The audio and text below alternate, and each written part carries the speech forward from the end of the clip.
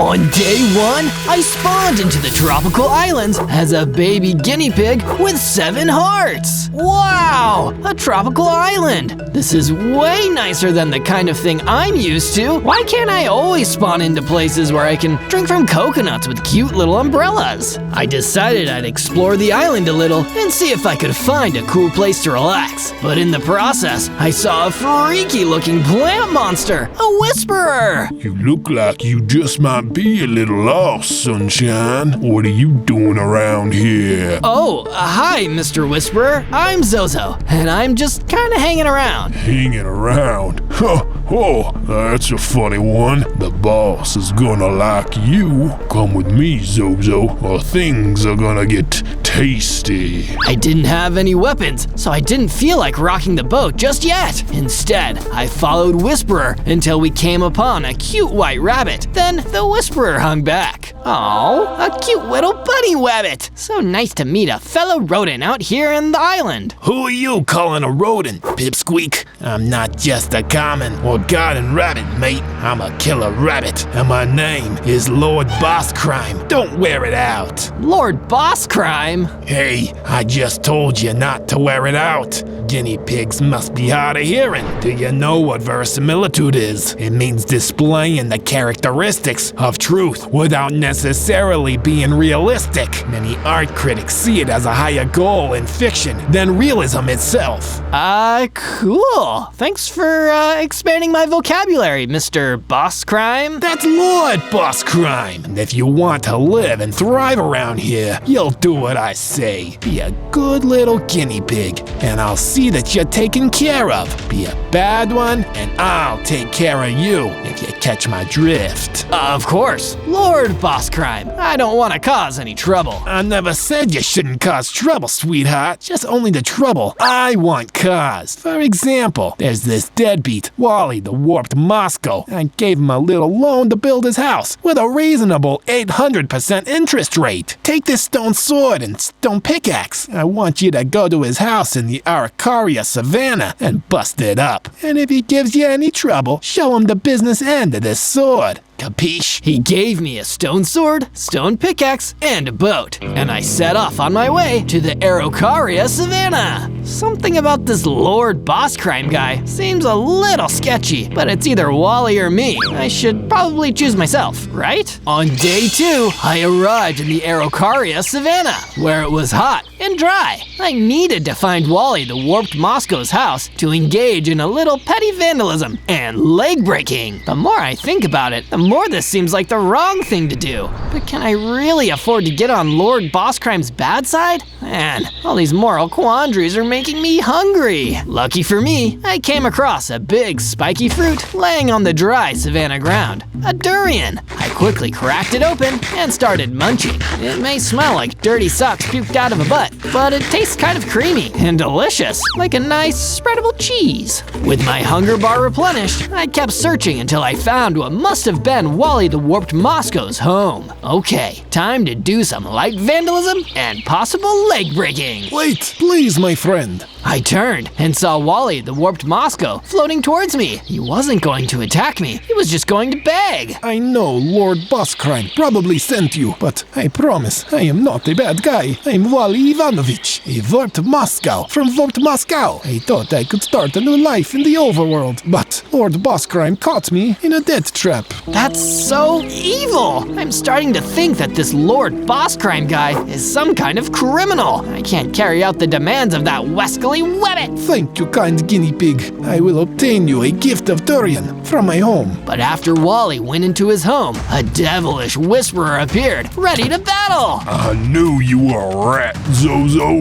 Lord Boss Crime deserves a better class of henchmen like me. We battled, with me using the same stone sword that Lord Boss Crime had given me before. Whisperer was tough, but I managed to fight him to a standstill. This isn't over, Sunshine. I'll be back. Whisperer ran off, and not long after, Wally Ivanovich, the warped Moscow from warped Moscow, emerged from his home. That was amazing, Zozo. I will be forever grateful for this. But I must warn you, after offending Lord Bosscrime, a lot of dangerous creatures will be out to get you, my friend. How about you stay with me at my home? We can stick together and make it a base of sorts. That sounds like a great idea, Wally. I'll use these tools to create, not destroy, and build myself a room. I did just that, building a spare room onto Wally's base where I could spend the night in peace. I'll deal with taking on a dangerous crime syndicate tomorrow. On day 3, myself and Wally the Warped Moscow decided it was time for a walk. We left our home and wandered off to the Crag Gardens, a treacherous terrain where we hoped to gather some stones. Zozo, my friend, now that we've aligned together against Lord Bosscrime, we need to make better defenses around the base. Yeah, good idea. If a scary gangster bunny is sending his minions after us, we need to be able to keep them at bay. But it wasn't going to be that easy. There was a sinister little creature, the mantis shrimp, waiting for us. You better hang back, Wally. I'm gonna go take this guy on. You got this, Zozo. I advanced on the shrimp, but despite his name, he was one tough cookie. You think you can step to the mantis shrimp, muchacho? You're the one who's gonna be praying. Big talk for a smelly shrimp. My dad was a pistol shrimp. I've got a heck of a right hook, buddy boy. I ran in to attack the mantis shrimp, but with one punch, he decimated my hearts. I needed to get so much stronger. Uh-oh, gotta go. I ran back and met with Wally, and we ran away together as fast as we could. From day 4 to day 5, myself and Wally decided that we didn't just want to be sitting ducks. If we couldn't build a wall, we'd build another way to defend ourselves. Zozo, back in the old country, I was something of an explosives expert. I think with your help, I can build a trap. That's a clever idea, Wally. Give me some TNT and redstone. Let's get working. Wally rustled up all the necessary materials, and we began constructing an ingenious TNT trap just outside the base, complete with pressure pads. Now, we just need to hide, Zozo. How about those bushes over there? We hid behind some nearby bushes and waited for hours. When night fell, we saw the familiar sight of the Whisperer approaching. Lord Bosscrime, you're gonna be so proud of me when I destroy these deadbeats. With my new weapon, anything is possible. But he'd never actually get to use that weapon because he foolishly stepped on the pressure pad of our TNT trap and was destroyed in a massive explosion. Booyah! Direct hit! I went to investigate the massive crater left behind in the explosion just to make sure I really had defeated the Whisperer, but all that was left was his new weapon, an awesome double-sided dancer sword. I equipped it immediately and gave it a few lightning-fast swings. With this in my hands, it's rabbit season. From day 6 to day 8, I was exploring the area right outside my base in search of wild pigs that I could bring back to the base. There's one thing my base is lacking in, it's piggy power. I'm only a guinea pig, so I can't generate that much piggy power on my own. But a drove of porky pals should be just what the electrician recommends. It wasn't long before I found some fine swine to call mine. After talking with them for a bit, I pointed the piggies in the direction of my base. They were so eager to live at the base that they stampeded away together. Hey, wait up guys, I have short legs! But it was no use. I lost sight of the whole drove and found myself lagging behind in the Araucaria savannah. Well, at least I'm near my base. This is safe territory as far as criminal activity is concerned. As I said that, Lord Bosscrime came hopping towards me like a punishment from the universe itself. How you doing, Sunshine? Lovely day to get messed with, wouldn't you say? Now I'm mad. You came to my biome, which we both know you don't stinkin' do. What are you talking about? Your biome? This place is under my protection. And if you don't like that, maybe my associate associate, Mr. Magma Stone Sword, will take care of you instead. Lord Bosscrime drew a magma stone sword and started to swing it around. I decided to ask the obvious question. Is Mr. Magma Stone Sword the magma stone sword that you're holding right now? Yeah, wise guy. And if that's your most burning question, why don't I turn up the heat? Lord Bosscrime closed the distance between us with a single hop and slashed me with the magma stone sword. My poor guinea pig hearts were getting wiped out. I drew my dancer's sword and started to fight back. The increased attack speed helped me land more strikes on Lord Bosscrime, but the attack power of his magma stone sword and the extra fire damage it dealt every few seconds told me that I was losing hearts much faster than Lord Bosscrime. He was just too strong, so I zoomed away as fast as my short legs could carry me, which was faster than I thought before. Times like these, I'm glad that I'm good at sprinting. From day 9 to day 10, Wally the Warped Moscow woke me up and dragged me outside to see something he'd been working on, a statue. Whoa, this is so cool. I can't tell what it's gonna be yet, but I'm excited to see it finished. Can you tell me what it's gonna be? Let me know in the comments.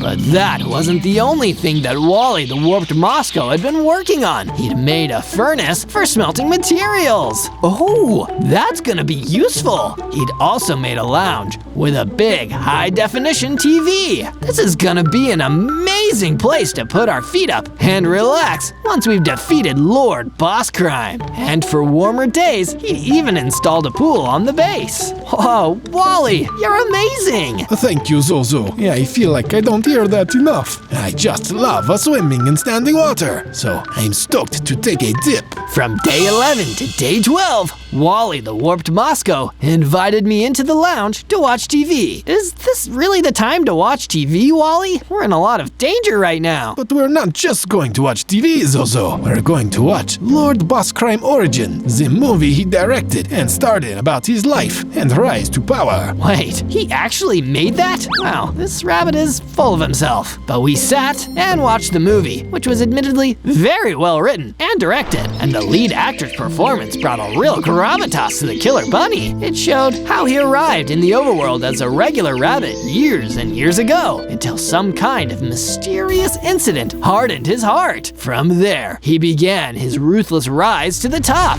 crushing anyone in his way as he grew his criminal empire and arrayed a vast number of scary minions. He became a menace all across the overworld, feared, hated, and universally obeyed. What could have happened to turn a regular rabbit into Lord Bosscrime? Maybe they'll make a prequel series, but we can't wait for the production to complete. We've got to get to the bottom of this now! From day 13 to day 15, I climbed to the treacherous peaks of the Crag Gardens, feeling ready to confront the crustacean who'd bested me before, the Mantis Shrimp. He may have beaten me in combat before, but now I'm ready to battle him my own way. I approached the Mantis Shrimp. He could see the dancer's sword in my inventory. Well, welcome back, Zozo. I see you've got a weapon. I suppose you're here to fight me, since I kicked your butt with my pistol shrimp punches before? No, actually, you have some of the coolest hand-to-hand combat skills of anyone I've ever seen. I don't want to fight you. I want to learn from you, if you're willing to teach me. Oh, wow, I didn't expect that. I'm actually quite flattered. Sure, I can teach you a thing or two. Then began an awesome training montage where Mantis Shrimp taught me his mountain shrimp hand-to-hand style. By the end of the training, I'd gotten so skilled that I leveled up.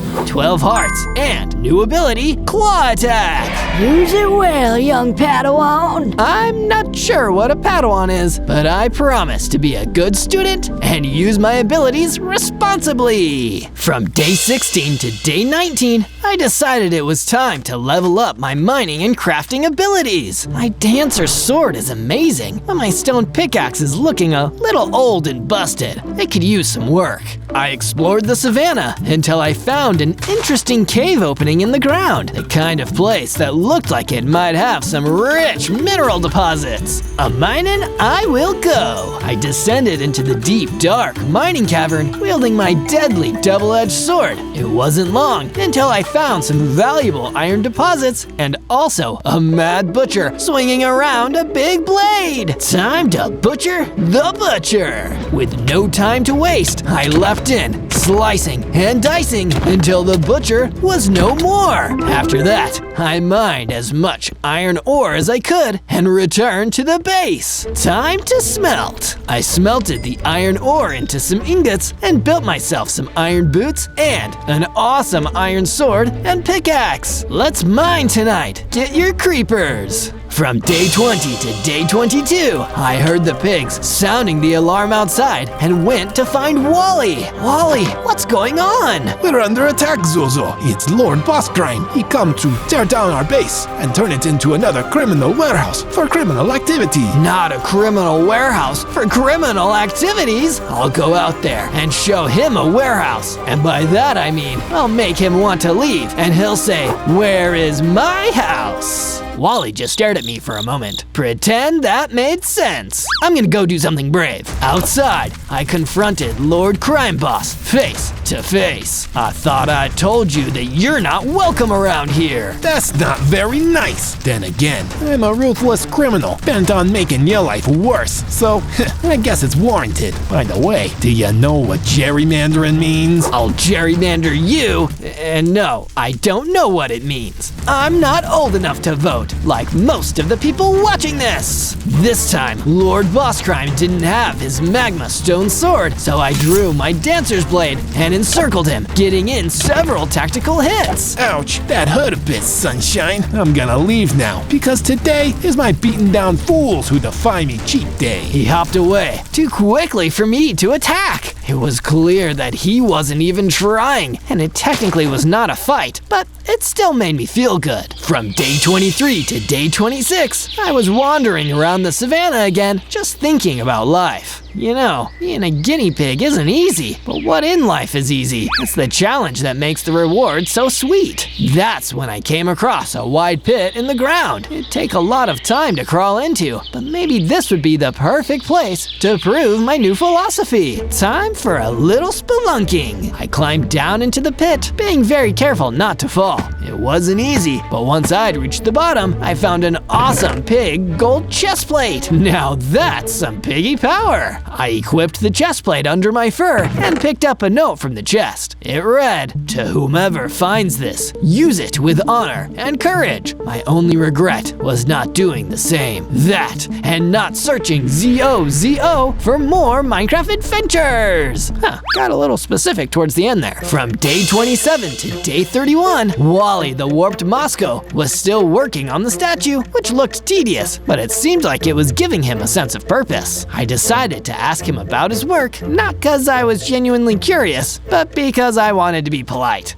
How goes the statue building, Wally? Oh, it's, how do you say, a little rocky. Yeah, you'll get that several days from now. I bet it will be really funny. Yeah, I am having trouble with the statue. I need more wool to complete it. I can rustle some up for you, and I would. Didn't need to ask any more follow-up questions. I just knew intuitively where I needed to go. I'm going to the beach, baby! A moment later, I appeared at the rocky beach. Well, technically, I rode there, but for all of you watching, it was a moment. I fought some skeletons that were there. Stay out of the water, guys.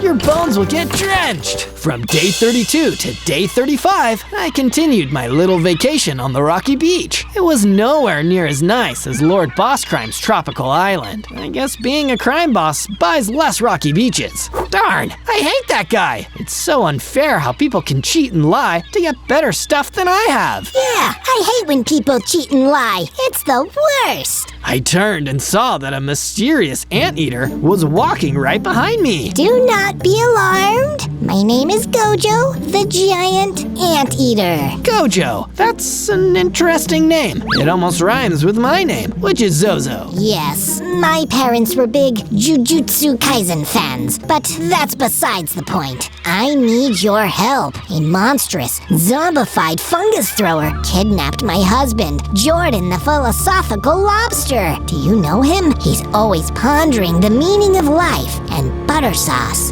Doesn't matter, he's in trouble. I'd get him back myself, but the fungus thrower put an anti-Gojo veil around his mini base because he's also a big Jujutsu Kaisen fan. It's a very popular anime and manga. Will you save my husband? He's being held in the mushroom fields. Of course, I'll get right to it. From day 36 to day 39, I got right to it. The mushroom fields were fields and fields full of mushrooms. This is everything I'd expected it would be, and nothing less. But there was one thing more than I expected, an oddly ominous foreboding building. Oh man, I wonder what's inside that oddly ominous foreboding building. I approached the oddly ominous foreboding building. There was a tiny crack in the wall where I could see it all. The inside of the building, I mean. In one room was the evil zombified fungus thrower. He was pacing in front of a lobster tank, which contained none other than a lobster. The very same lobster I had been looking for. Jordan, the philosophical lobster. You may keep me captive inside of this tank, but my mind drifts endlessly through the sea of dreams and shadows. I am boundless. Oh, would you stop droning on? I liked it better when you were crying, because I'm a bad guy, and I like when people suffer. You sound a lot like a shadow archetype of the classic hero. You behave bad, and thus bad things happen. Don't you wonder what would happen if you did a good thing? Who needs good things to happen? I throw my fungus at you. The fungus thrower, well, threw a fungus into the tank, hurting the lobster a bit. Yeah, I guess I should have seen that one coming. I began to rack my brain for the greatest plan of all time. From day 40 to day 43, I ran in and performed my genius plan. Amazon delivery, I've got your Amazon delivery. That caught the zombified fungus thrower's attention. That doesn't even make sense. I don't even think I ordered anything on Amazon. But sir, it says here that this package is addressed to a Mr. ZF Thrower. That's gotta be you, right? That is my name, so this package must be for me. Thank you. It's always nice to get new stuff. This must be that trebuchet I bought. They said it was on back order. What a nice surprise. No problem. Do you mind if I come inside and use your bathroom? My boss, Jeff Bezos, doesn't let us use the bathroom on company time. Oh, that's horrible. What a bad boss. Nobody's perfect, but I draw the line at workers' rights violation. Please, come inside and use my bathroom. I've just put a new bottle of lavender-scented hand soap in here. In my work, my hands get pretty stinky. I went inside and immediately destroyed him with my dancer sword. I felt kind of bad about it, since he was so friendly and all, but then I didn't, because I struggle with emotional permanence. Okay, now where's Jordan, the philosophical lobster? I heard someone crying loudly in the nearby room and went to rescue him. Jordan, I'm here to rescue you. Oh, thank goodness. It was horrible in there. He made me drink juice. I was having horrible nightmares for weeks. Let's get you back to your husband, Gojo. Who? I've never met someone called that. You know, the giant anteater?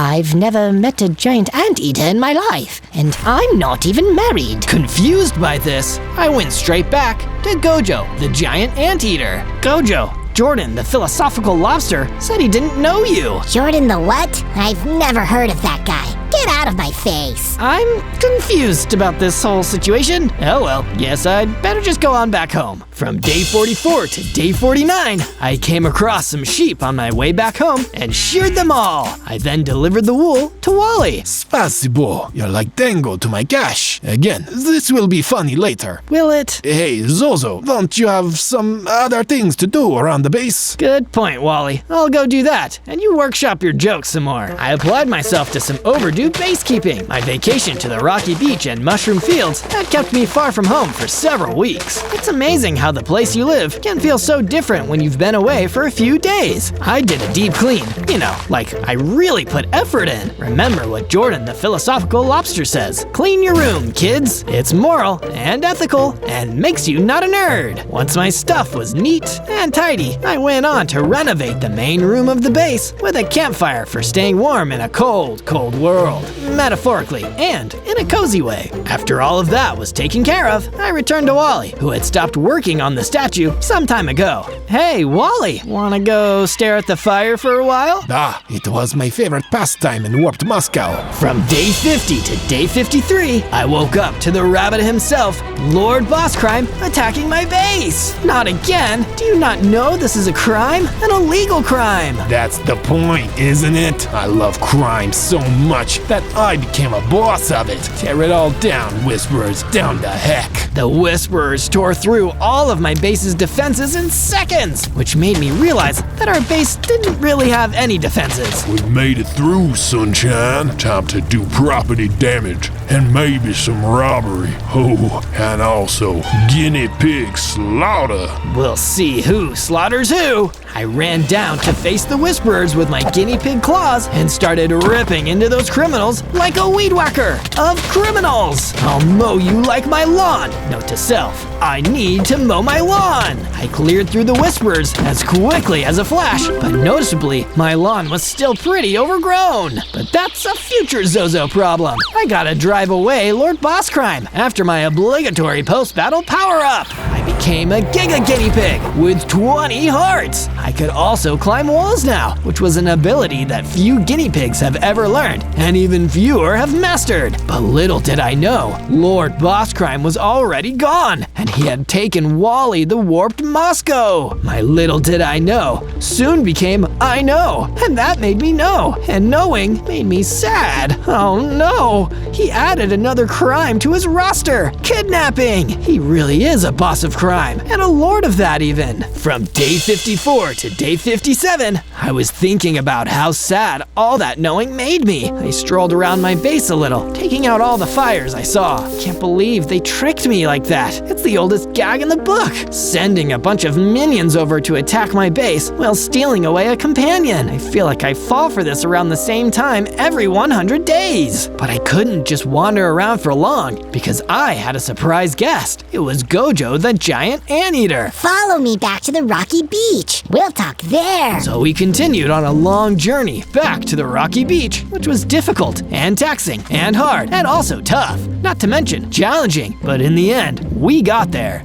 Is there something special we can obtain here, Gojo? Some kind of weapon or materials or something? No, but you seemed really stressed. I figured you could use a nice getaway from everything to this beautiful rocky beach. That's what I would do if my friend was kidnapped, but I've never known anyone who got kidnapped, so I can't really relate. Rocky, that reminds me of some jokes that Wally would have made. They still don't make sense to me. I've got no idea who Wally is, but if you care about him, you should go and save him from Lord Boss Crime's base out in the Badlands. You're a confusing guy, Gojo. Wait, it's in the Badlands? That's perfect. Once I've made some new gear, I'll be able to rescue him. From day 58 to day 62, I was deep in the mines and feeling mighty fines. There were diamonds to find, and without them, I'd be in a bind. Whoa, I can't stop rhyming. Talk about bad timing. Hey, that's really weird. It's exactly what I feared. I chipped away at the wall and discovered that I no longer felt compelled to rhyme my words. And also, there were the diamonds I was searching for. I took the diamonds and crafted them into a diamond pickaxe. I've already got so many diamonds today, but could I get more? I shouldn't, but I will. I smashed through the next stone wall, hoping for more diamonds, but instead, a big, mean leafcutter ant came out to attack me. Ah, curse my twisted desire for material wealth. Please don't cut me, leafcutter ant. I'm not a leaf.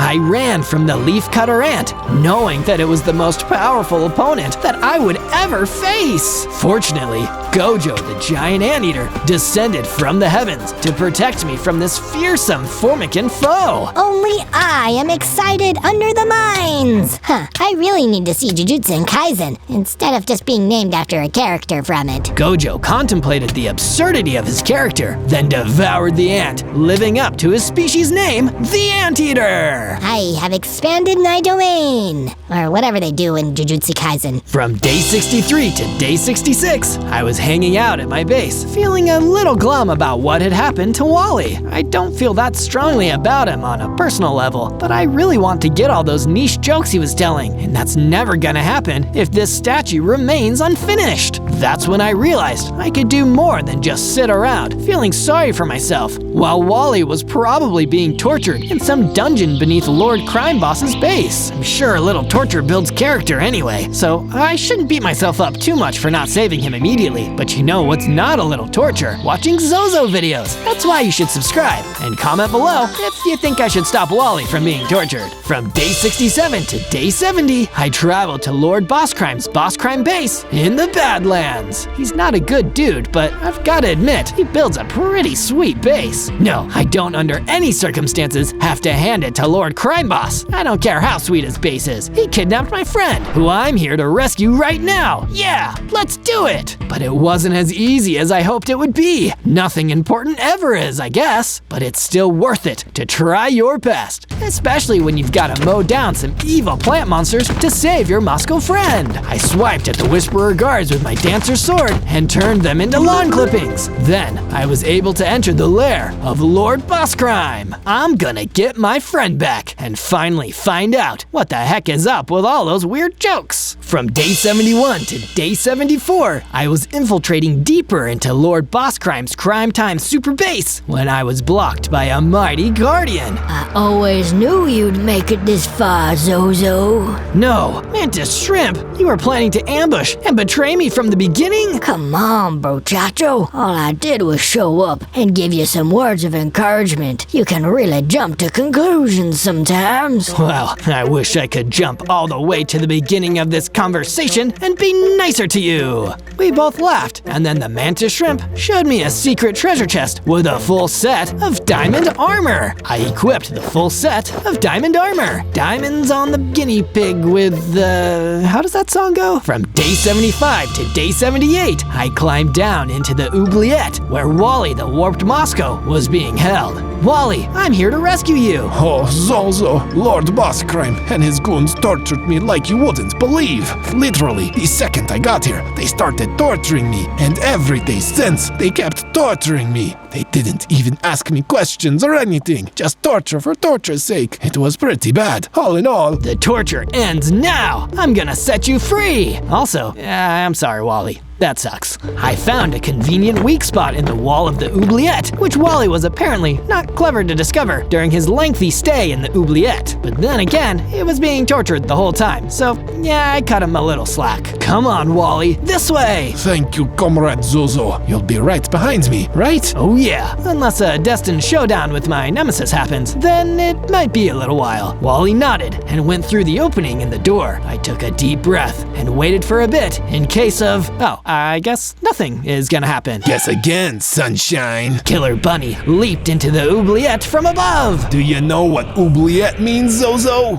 Yes, I do in fact. I've used it 3 times in the narration, and I think everyone can pick up from context clues that it's a dungeon. All right, wise guy. Want a little torture for the road? No thanks, I'm good. How about you? I went all Dancer's Blade on him in a big way, and he took a lot of damage. Lord Boss Crime wasn't expecting that, and definitely didn't want that to happen. Once again, Lord Boss Crime forgot his best weapon, Mr. Magma Sword, and this allowed me to claim a temporary victory. I'm out of here before I find out how temporary it was. From day 79 to day 84, Lord Boss Crime, who had survived our fight, went to the special room of his base where he kept Mr. Magma Sword. Hey, Mr. Magma Sword, do you know what polymerization means? And then they fused together into one super duper uber powerful being. Now I'm Mr. Lord Boss Crime. He was a killer rabbit with the powers layers of magma, a criminal mastermind the likes of which had never hopped upon the overworld. Wait until Zozo gets a load of me. From day 85 to day 89, I returned to the base, where Wally was reading a book on how to recover from torture. Zozo, hey! I was wondering when you'd return from the destined showdown with your nemesis. The thing about that is, the Destined Showdown was more of an appetizer for the meal than it is the true ultimate showdown of Ultimate Destiny, and I can't have dessert until I've stopped Lord Boss Crime. Don't sweat it, Zozo. Come look at this beautiful statue of Sylvester Stallone. Sure enough, Wally's statue was finished, and it was 80s action movie star legend Sylvester Stallone. Oh, now I get it. Rocky! That was a good one. Did you think of the Tango and Cash joke?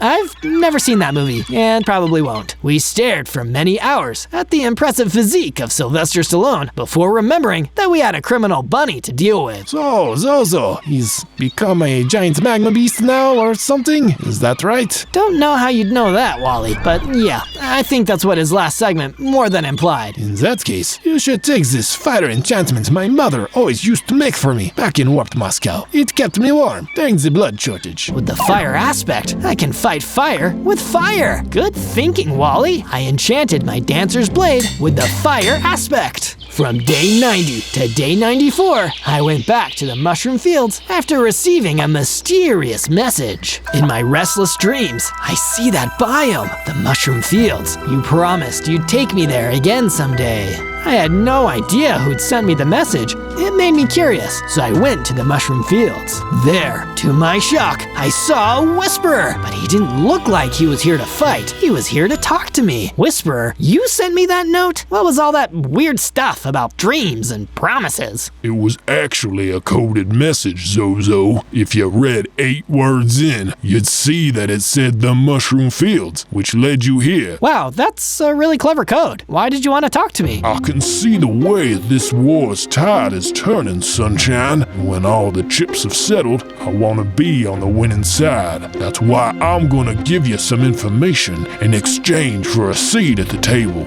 Pony up what you've got, and we'll see. There's a secret entrance in the back of Lord Boss Crime's main base in the Badlands. Sneak in that way, and you'll have the element of surprise. What do you really want out of this, Whisperer? Truth, what we all want, Sunshine. An easy life. From day 95 to day 97, with that knowledge in my mind, I returned to my base to do some final psychological preparations. Power of positive thinking. I will win this fight. I will. Yeah! Halfway through, Gojo turned up. Looking good, Zozo. I've always thought that if I wasn't a giant anteater, I'd be a guinea pig. What advantages does being an anteater actually give, besides an enhanced capacity to eat ants? Oh, we've got Big Jump. Big jump? Yeah, it's when we jump real big. Helps us catch flying ants. Can you teach me that? Sure. Gojo and I spent the rest of the afternoon big jumping until I was confident that I'd learned the true technique. That's when I leveled up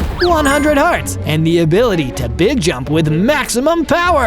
Who knows how this will come in handy? On day 98, I received an important transmission from Jordan the philosophical lobster. In order to live a rich and fulfilling life, it is important to search for Zozo videos and comment saying what you'd like to see him do next. It's the only way to avoid the Chaos Dragon from devouring the All-Mother with his... Okay, Jordan, I think we're getting away from the point here a little bit. Definitely subscribe to Zozo. On day 99, I arrived at the Badlands again, ready to use the advice that the Whisperer gave to me to my advantage. Mr. Lord Boss Crime is never gonna see me coming, but it wouldn't be that easy. When I snuck around to the back entrance, I saw 2 difficult obstacles, a moat without a bridge, and a big intimidating wall. He must have upped his security since I last infiltrated to save Wally, but I've got the skills to pay the bills, give the thrills, and perform the kills. First, I used my big jump to leap over the moat. First obstacle complete. complete. Now, for the second one. With the giant wall, I used my climbing ability to scale the wall without anybody noticing. It was the perfect stealthy entrance so I could take out Mr. Lord Boss Crime in stealth and secrecy. Ooh, I'm so excited! I used the cover of shadows to infiltrate the inner sanctum, making sure that nobody saw me. In the end, I saw Mr. Lord Boss Crime waiting in his inner sanctum. I can't wait for Zozo to turn up. I'm gonna explain more words to him. Then I'm gonna take him out once and for all. I'll bound him to a bulb. Start pounding, Mr. Lord Boss Crime! Whoa! Before he could muster any of his attacks, I ran in with guinea pig speed and cut him down with my dancer's sword. He was defeated! I alone am exalted under the heavens. On day 100, I came back to the base victorious, only to see something shocking. Gojo, the giant anteater, was preparing to eat Wally, the warped Moscow, because Moscows are just big insects. Oh no, Zozo, my friend, I am being eaten. Is this the end of Wally? It was, in fact, the end of Wally. Gojo ate him, but seeing as it was day 100, I was feeling forgiving, so everything would be okay. Great work, Zozo! You saved the world! Thank you, Gojo. This is exactly what Wally would have wanted. On day 1, I spawned in as a stray cat. I've only got a few hearts, but look how quick I am. I noticed that I was starting to feel hungry, so I immediately started looking for food. As I explored, I soon saw a small village up ahead. I checked one of the houses and noticed that there was some meat on the table. Oh, perfect, just what I need. I hopped up on the table and grabbed it. Hey, get out of my house! The human clearly didn't want me here. I wasn't ready for a fight, so all I could do was run. I kept running until I was back in the woods from before. Why was he so mean to me? This is going to be a hard 100 days if no one wants to be my friend. I kept exploring the woods when I saw a group of cats up ahead. More cats! Hi, guys! Oh hey, you must be new around here. We were just trying to figure out how we were going to get some dinner. You're telling me? I just took some meat from one guy's house and he chased me all around. But here, I'll share it with you guys. The cats were really thankful and excited about the meat. They must have been really hungry. I was glad to have met them. We were going to have all kinds of great adventures together. Before we had realized it, night had fallen. That was when we were suddenly attacked by a zombie. Quick, into the trees! My new cat friends had all climbed into the trees, but I wasn't fast enough. I had no choice but to fight. Luckily, the zombie wasn't very strong, and I was able to fight him off. But that was just one, and a whole group of skeletons were suddenly on me. I've got to get away! I ran off and soon saw a thick tree. I hurried and punched a hole in it where I was able to crawl inside, away from the skeletons. That was way too risky. I'll have to stay in here for the night. On day 2, I woke up to one of my new cat friends punching a hole in the tree. Come on, Zozo, we've got to start looking for food. What do you mean? I thought cats got to lay around and be lazy all day. That's just house cats. Strays like us have to work hard all day to survive. Come on. I hopped out of the tree and got to work punching some trees and collecting wood. With the wood I collected, I made a crafting table, then used the crafting table to make a wood pickaxe, shovel, axe, and sword. I'm gonna have to get even more wood if I'm gonna make myself a proper base. Using my new wood axe, I got to work chopping down some more wood. That's when I heard the sound of a spider and was suddenly attacked. Back off, you creepy crawler. The claws were still stronger than a wooden sword, so I swung them and managed to take the spider out. Not too much later, even more spiders attacked. I was really quick and nimble, so I had no problem taking them out too. Alright, that's enough spider fighting. I need to get working on that base. I climbed up a nearby tree and started working on a treehouse. It was hard enough that we would have to scrounge for food. We didn't need to be constantly fighting off mobs too. Speaking of food though, I saw a small bird had landed on the other side of my treehouse. Ooh, that bird looks delicious. I positioned myself, then sprang forward, missing the platform. There was a loud crunch as I hit the ground. I landed on my feet, but falling from a big height still hurt. To my surprise though, my health started going up. That's when a counter appeared, showing that my 9 lives were now down to 8. Just then, my cat friend came running over. Oh, thank goodness. I heard you fall and was worried it might have been your last life. Nope, I've still got 8 to go. Oh, well, you're lucky. The rest of us have been strays for a while, and we're all down to our last one. Hopefully you're never in our position. There was no time to talk though, as suddenly a pack of wolves came out of nowhere and attacked. Zozo, run! We all split up and ran off in different directions. Why were these wolves chasing us? Come here, you little snack. Oh, because they wanted to eat us. Of course. I managed to jump into my tree and climb up to the top. Thankfully, the wolves were too big to fit in my tree. You got away this time, but we'll be back. You can't get away from our boss. I didn't like the sound of that, but at least for now, they were leaving me alone. As long as I can climb trees, I'm sure I'll be safe. Later, my cat friends climbed up with me, and together we all watched the sunset. At least we all had each other. On day 3, I woke up to a terrifying sound, the sound of wolf howls. It was scary, but we were still safe in the trees. But that's when I saw him. What is that? A giant wolf monster was headed our way. This must be the other wolf's boss. You can't hide from me. The monster wolf climbed up the side of the tree, up onto our platform. Watch out, guys, run! We all ran off in different directions, but it was too late. The wolves managed to get all of my friends, knocking them out one by one. No, my friends! There was nothing more I could do. Somehow I was the lucky one, and they didn't notice me up in the tree. As the wolves left, all I could think about was how alone I felt. Those wolves are gonna pay for what they've done. Mark my words. On days 4 to 5, I woke up in my unfinished base. It's not safe here in the forest. I'll have to find a new place to live. I left the forest and headed off. I had heard once that cats were originally desert animals, so I decided I would find a desert far from here to live in. I'm sure wolves won't like the desert heat too.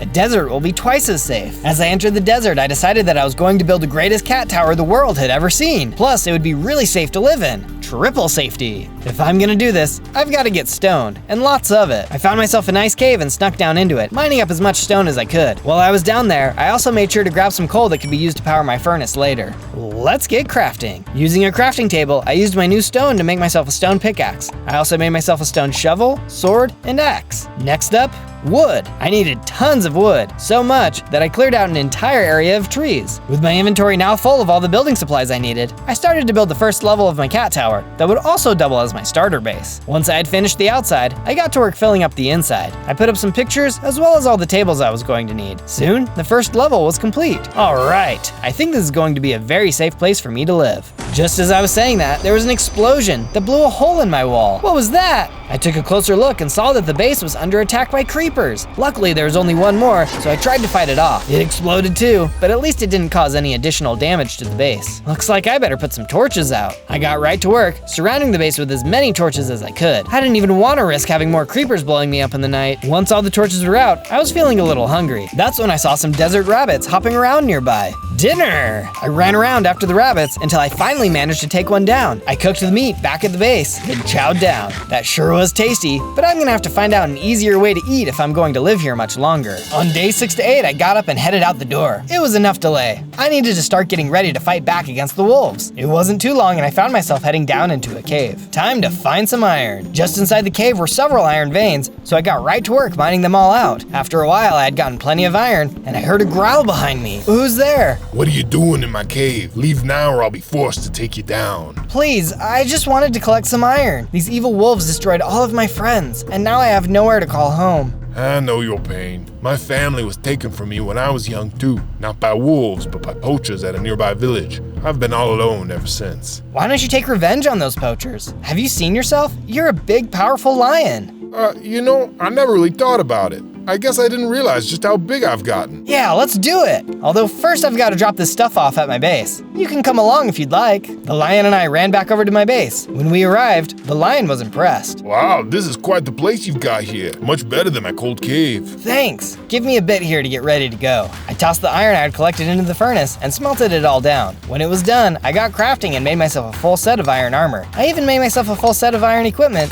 which the lion was really impressed by. Turned out he was actually really nice. Oh, and his name was Lenny. On days 9 to 10, Lenny and I traveled to the village where the poachers were living. As soon as we got there, we could see the poachers. There were tons of small animals in cages, and they even had the lion's family's heads mounted on the wall. These guys were sick. Lenny wasted no time and attacked. I tried to jump in too so that I could help as much as possible. Lenny was so strong and managed to take most of them out. Suddenly, a couple of poachers surrounded him, and it wasn't looking good. Heads up! I jumped down from above and managed to take out the poachers.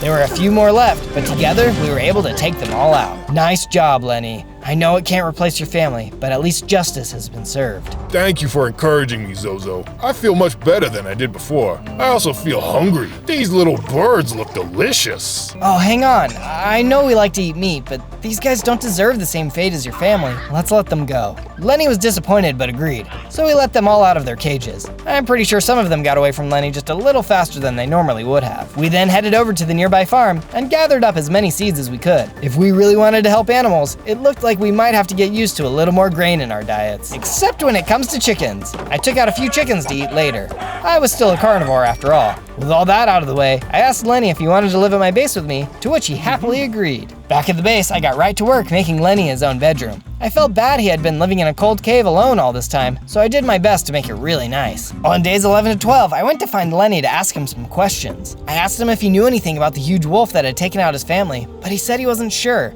There was, however, a wise elephant that I could ask. I made my way to a nearby savanna to find the elephant. I tried asking all the animals I passed, but none of them seemed to know who I was talking about. As I was looking, I was suddenly attacked by a pack of hyenas. Leave me alone, you giggle freaks! I managed to hurt some of the hyenas, but there were way too many of them. I was still just a little cat and had to get out of there. I managed to make it out of there, which is when I saw a baby elephant. Oh, I bet they know something. I ran over to them. Hey, I'm looking for a wise old elephant. Do you know where I can find them? I do.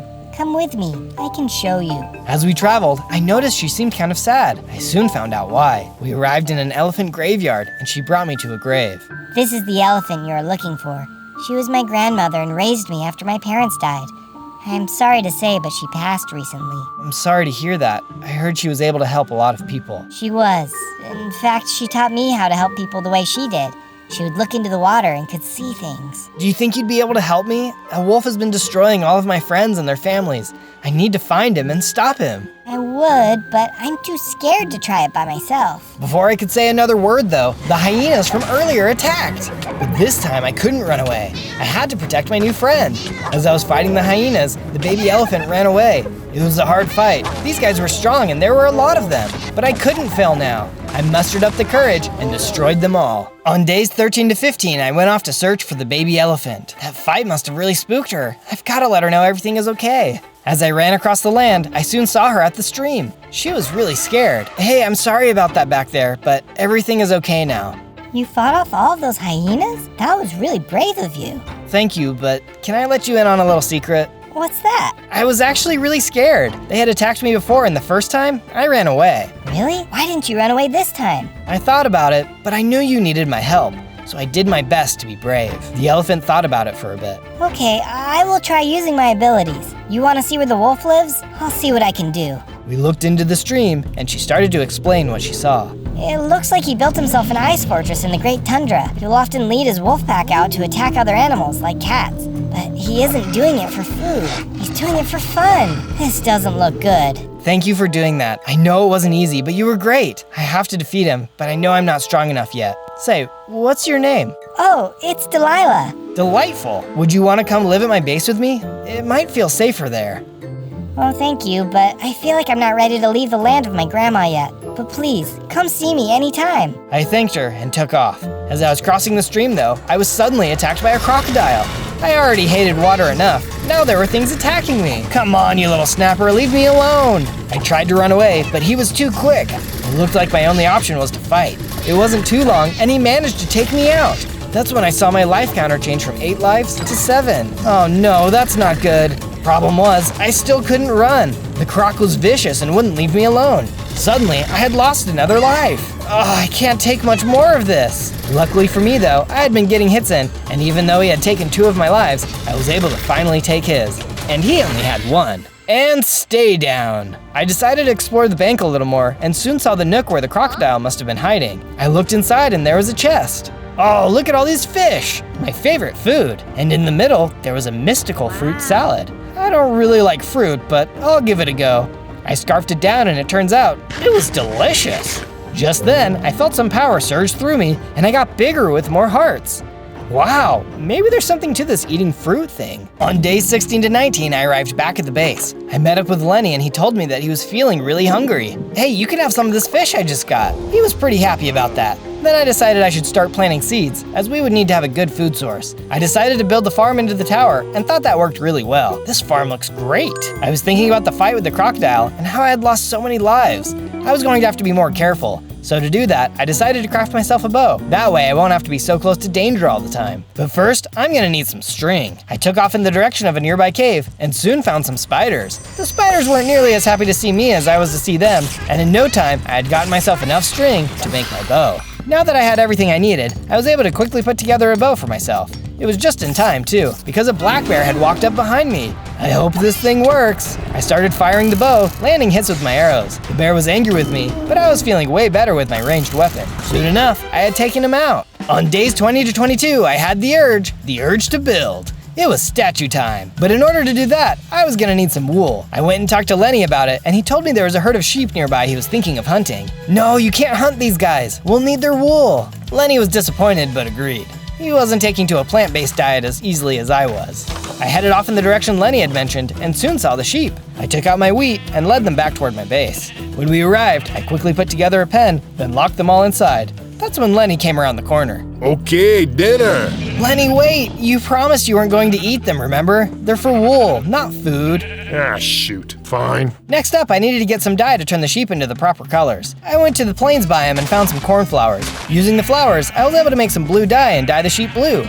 Now it was time to get started. Using the wool, I started on the first part. I feel like this one is going to turn out even better than anything I've built so far, but you'll have to be the judge of that. Soon, the first part was complete. And don't forget to hit the subscribe button and hit the bell, otherwise you'll miss out on all my future adventures. On days 23 to 26, I felt like it was time to learn more about this wolf monster and travel to the Arctic where he lived. As I got closer, I heard some wolf howls and hurried up into a tree to hide. I'm not letting them catch me off guard this time. Just then, I saw the wolves come by, and as they got closer, I saw that I had a good shot with my bow. If only there weren't so many of them. I decided it wasn't worth the risk, especially with the wolf monster there. But now I knew for sure that he lived here. As I watched them, I saw them go toward a snowy village. They attacked some of the villagers and took out their livestock. These guys were horrible. They continued through the village, taking everything out. When there was nothing left, they left the village. Why would they do something like this? Now that they were gone, I went to investigate the village. There were some crops here, and it didn't look like the villagers were going to be needing them anytime soon, so I picked up as much as I could. As I was going through the village, I suddenly ran into a baby wolf. What are you doing here? Hey you, leave me alone or else. I'm super mean because I'm a wolf. Look, buddy, you're not fooling anyone. All the other wolves are gone. Fight me if you want, but we know how it's gonna end. Ah, shucks, you're right. If the other guys knew I was gonna get shown up by a cat, they'd bully me so bad, even worse than they already do. Why do you think I'm here? They're always leaving me behind and being so mean. I couldn't help but feel bad for this little guy. Look, it's okay. I remember what it was like being a little cat. Why do you say you come join me instead? These guys don't sound like they really care about you. You can say that again. You know what? I'm out of here. Just because we're all wolves doesn't mean I have to put up with them. He was pretty fired up, but I was glad I could help him out. We took off, back to the base. On days 27 to 31, we arrived back at the base. The baby wolf, whose name was Willie, immediately tried to eat the sheep. Hang on, those are our friends, not food. Here, let me get you something. I tossed him some fish, which he was happy to have. That's when Lenny came walking up to us. It turned out he had really been starting to enjoy the veggie life and wanted to share some with us. We headed up to the garden and Lenny tossed some new food out for us.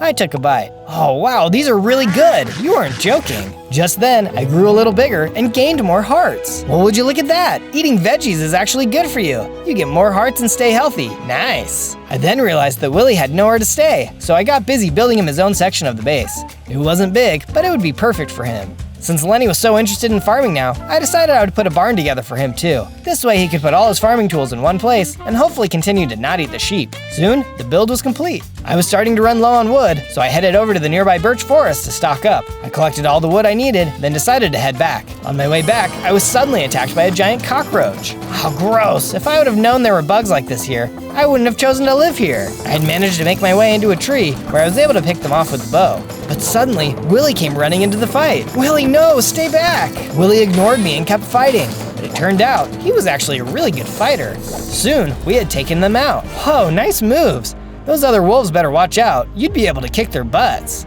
Willie told me I was being too nice, and we headed back to the base.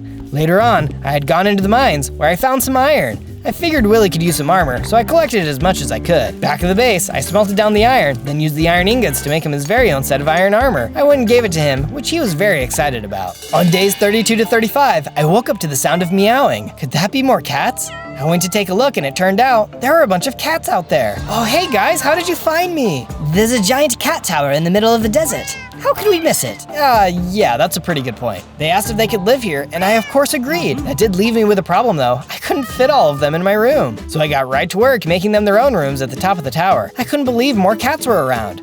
I would have to keep an eye out for some more of them. Once I had finished building their houses, I went to work on the statue with Willie. I had to get the next part done. If my cat tower was drawing people in, I'm sure a big statue would bring them in too. Soon, we finished the second part. Back at the base, I decided to check in with the cats. They had settled in nicely. Hey, do you guys know of any other cats? I'd love to help as many as I can. Well, there is this one woman we had heard of who takes in cats and cares for them. We were actually on our way there when we found your base. You could try checking there. They explained to me where I needed to go. I wanted to make as many cat friends as I could. We would be stronger together. On days 36 to 39, I arrived in the desert the cats had mentioned, but I didn't see a house anywhere. Let me see if someone can help me. I talked to every animal I ran into, hoping they could point me in the right direction. But everyone I talked to said they hadn't heard of her. That's when I suddenly stumbled upon a huge desert pyramid. Well, it's not the house I'm looking for, but maybe there's something useful in here. I headed into the pyramid, which is when I saw a horde of zombies at the bottom. Luckily, I still had my bow, so I used that to hurry and take most of them out. Then I jumped down and finished the rest of them off with my sword. As I explored, I came across more zombies, but I was able to fight them off. Just then, I saw a button with a sign next to it. Just a normal button, trust me. Okay, I hit the button and another button rose up out of the ground. I shrugged and hit that button. I heard a noise in the other room and ran over to see a hole had opened up in the ground. Oh, what could be down here? I went down in the hole and found another button. This is getting a little ridiculous. I hit the button, which revealed a hidden room full of gold. Wait, seriously? I thought for sure this must have been a trap. I entered the room and started picking up all of the loot. This was some good stuff. I checked the chest and saw there was an enchanting book for Punch 2. Oh, now my bow is really gonna be able to knock people back. I was feeling pretty good about things, so I headed back out of the pyramid, off to try and find the woman's house. On days 40 to 43, I was running through some hills when I saw a group of llamas. Hey, do you guys know where I could find a cat lady's house? To my luck, they knew exactly who I was talking about. Turns out the house was just over the hill. They told me to be careful though. The lady was pretty weird. I ran in the direction they had pointed and soon saw the house in the distance. I ran up to the house when a woman came running out. Oh, it's another kitty. Here, kitty, kitty. Here, kitty, kitty. Oh, wow, you're super friendly.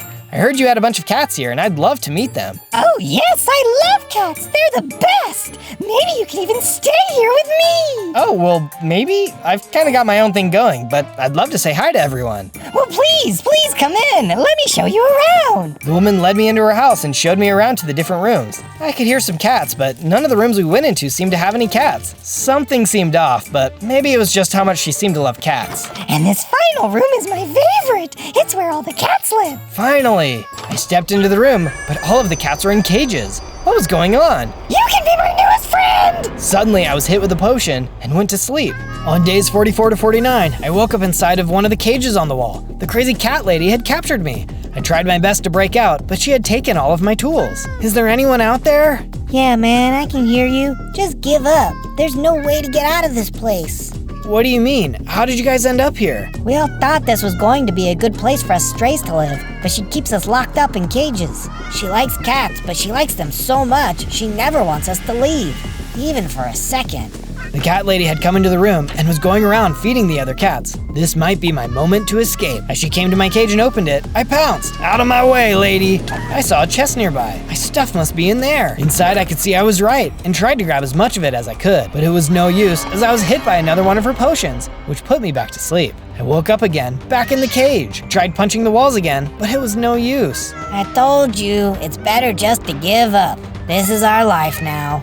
How long have you been in here anyway? Oh, I don't even remember anymore. It's been years. Years? I can't be here for years. What's going to happen to all my friends without me? On days 50 to 53, I awoke in my cage to the sound of panting. It was Willie. Willie, what are you doing here? Something about this cat lady seemed fishy to me, so I followed you, just in case. Boy, am I glad you did. Willie opened the cage and I hopped out. I was free. I ran over to the chest and grabbed all my stuff. Just then, the cat lady came in. Is that a wolf? I hate dogs and especially wolves. I'll take care of you. The cat lady drank down a potion and turned into a witch. All right, Willie, we can take this lady. We all jumped into battle. She might have been crazy, but she was also crazy strong. Even with our combined power, we couldn't defeat her. Suddenly, I lost one of my lives. Oh shoot, now I'm down to 5. I can't let her beat me. I focused all of my energy and took her out. Just then, there was a surge of energy and Willie leveled up. Whoa, Willie, look at you. You're even stronger than before. Willie was super excited. Next, we decided to take a look around the house and managed to find an enchanted diamond helmet. Oh, nice. I'm going to be even more protected than before. Maybe I can hold on to my remaining 5 lives now. I then met up with the other cats and invited them to come live at my base with me. They happily agreed, and we we set off. On days 54 to 57, I made it back to the base and got right to work making additions to the base. With all the new cats, we were going to need some serious upgrades. They had spent so long in cages, I wanted to make sure they had a nice place to live. Soon, their room was complete. Later on, I was chatting with the cats when they told me how hungry they were. I was pretty much out of fish, and I couldn't ask them to stick to a plant-based diet. Although to be fair, Lenny had really gotten into it. Hang on guys, I've got an idea. I headed back down to the base and went over to the water. Using my shovel, I dug out the land until I was able to connect the small pond near our base to the river. Now the water would run right by our front door and fish could swim right up. I felt like it still needed something though, so I got to work building a fishing dock. We could store our fish and relax here, while the cats could cast a line into the water. Once the dock was complete, I led all the cats over to check it out. What do you guys think? We should be swimming in fish in no time. They were all happy as they threw their lines into the water. They'd never have to be hungry again. On days 58 to 62, I collected some wool off the sheep, then headed back over to the statue. I got to work on the next part. I'm sure it's pretty clear what I'm building at this point, but what do you think? Was this what you were expecting me to build? Once I had finished my work on the statue, I remembered I had gotten some enchanting books. Using my new book, I was able to add the punch enchantment to the bow. This will certainly pack a punch now. My bow was great, but I was going to need armor to match, so I left the base to go to a nearby mine. At the bottom of the mine, I could see a bunch of monsters, so I decided to take the new bow for a spin. It was working great, and I managed to take out a ton of them. Some of them got really close to me, but I still managed to take them out, one by one. Whew, hopefully there's not any more of them down here. I kept exploring and soon came across another group of creepers. Oh no, not more of these guys. I tried to take them out, but couldn't stop them all from exploding. Ouch! But what's that? I noticed the explosion had revealed an unnatural block and could hear skeletons on the other side. I broke a block, which revealed the entrance to a dungeon. On days 63 to 66, I knocked out the rest of the blocks and was immediately rushed by some skeletons. Oh, get out of here, you psychos! These skeletons were fast. It's a good thing I came prepared. They tried their best to take one more of my lives, but I managed to fight them all off. Alright, let's see what's going on back here. I entered the dungeon and could see more skeletons. Using my bow, I quickly fired at them and took them out. That's when I noticed a button in the middle of the room. What does this do? Unfortunately, it was a trap. More skeleton archers rose up from the ground. I was surrounded. They fired their arrows as I jumped to get out of the way. Luckily, I could take some cover, but even as I jumped out to hit them, it was still too hard. Oh, wait a second, they're stuck. I can just leave. I headed into the hallway. I guess whoever laid that trap didn't think it all the way through. I went and explored the hallways. I wasn't sure where to go next. Then I came across a sign that said treasure room. Oh, that sounds great to me. I ran into the hallway, falling into a hole. It was another trap. Oh man, I should have known that would happen. I landed in a stone room where there was no way out. Suddenly, the wall across from me started moving. I was going to get crushed. There's gotta be a way out. I noticed some different looking blocks and started mining. At the last second, I burst through and fell down another hole. This time though, I landed in a pool of water. Oh, this place is crazy. I've gotta watch my step. Up ahead, I hit a button to open the door and walked through as lava fell from the ceiling. Luckily, I made it through the door quick enough before it could hurt me. The next room was full of lava with platforms I had to jump to. That would have been easy, except the place was full of skeleton archers. I tried to cross, but they knocked me into the lava. Ooh, hot, hot! I managed to crawl out before the lava burnt me to a crisp. I started shooting arrows at the skeleton, taking a couple of them out. That's when I noticed there was a chest and some diamonds up ahead. Oh, I've got to get to that. To reach it though, there was one more archer. I took careful aim and fired, taking him out. The treasure is all mine. I hopped the rest of the way up and opened the chest. Inside there was a diamond block as well as a bunch of diamonds. This is exactly what I was searching for. With everything out of the chest, I then mined out all of the diamonds in the wall. My pockets were now overflowing with goodies. Now how do I get out of here? I hopped across the room and saw a door, which I barely managed to get through after grabbing onto some vines. I swam up a waterfall and followed the hallways until I saw another room with a chest. Okay, there's gotta be a trap in here. I stepped forward slowly and set off a trap. That arrow nearly took my head off. I think there's only one way through. I took off at a sprint as the arrows flew by. Inside the chest was more diamonds, as well as some XP potions. I ran back through the traps, then loaded up on the XP. I went back through the hallways and soon saw another path through. I guess this must be the way out. I stepped forward when suddenly a bunch of lava came falling from the ceiling, trapping me inside the room. That was way too close. As I looked into the room though, I saw it was full of skeletons, including a big buff skeleton. There was no time to lose. I immediately started shooting my bow, taking out as many of them as I could. I got some hits in, but it was getting dicey. I didn't notice the buff skeleton had me in his sights, and after a good hit, he knocked out one of my lives. Oh no, now I only have 4 left. Over half of them are gone. I didn't have any other choice though. I had to keep fighting. I had managed to hit him a bunch, so he couldn't have had much health left. I hid behind a pole, then struck him with my claws, taking him out. Yeah, who's the tough guy now? And we'll just pretend that you didn't take one of my lives. That's when I noticed that I had actually picked up his head. Ooh, creepy. I wonder what else is in here. I ran around the room and saw a chest, which had an infinity enchantment in it, as well as some gold. In another chest, I also found a brand new bow. I knew just what to do next. At a nearby anvil, I added the infinity enchantment to my new bow, which gave me endless arrows. By now my pockets were filled with goodies, so I used some cobblestone to block the lava and left the dungeon. Back at the base, I stuck my mutant skeleton head above my door. Now everyone knows that this house belongs to one tough kitty. Now that I had a bunch of diamonds, I went over to the crafting table and got right to work, crafting myself an entire set of diamond armor. I was going to be super protected now. With the armor done, I also made myself a full set of diamond tools. It was just about time, as the iron tools just weren't going to cut it anymore. With all of the tools finished, I grabbed Willy and we got to work on the next part of the statue. It was time to add some details in, and I was excited to see how it was going to look. It didn't take too long, and we soon finished the next part. Back at the base, I was feeling like I was almost ready to take on the wolf monster, but asked Willy if he had any ideas of what I could do to power up. Well, there's a special set of claws I've heard about. They're strong enough to rip through wolf hide. That sounds like just what I need. Where do I find them? There's a fort pretty far away from here that they are rumored to be in, but it's got some tough mobs defending it. I can show you the way. That would be awesome. But first, let me go check with Lenny to see if he has any new veggies for me to take on the journey. I went up to the garden with Lenny, and he gathered me a fresh set of food. Thanks, buddy. You've gotten good at this. On days 71 to 74, Willy and I had reached a snowy taiga biome when suddenly we were attacked by a polar bear. I had just upgraded all of my gear, so the polar bear didn't really stand a chance against me. Together, we defeated him easily. Yeah, that was so easy. Suddenly, a bunch of polar bears came running out.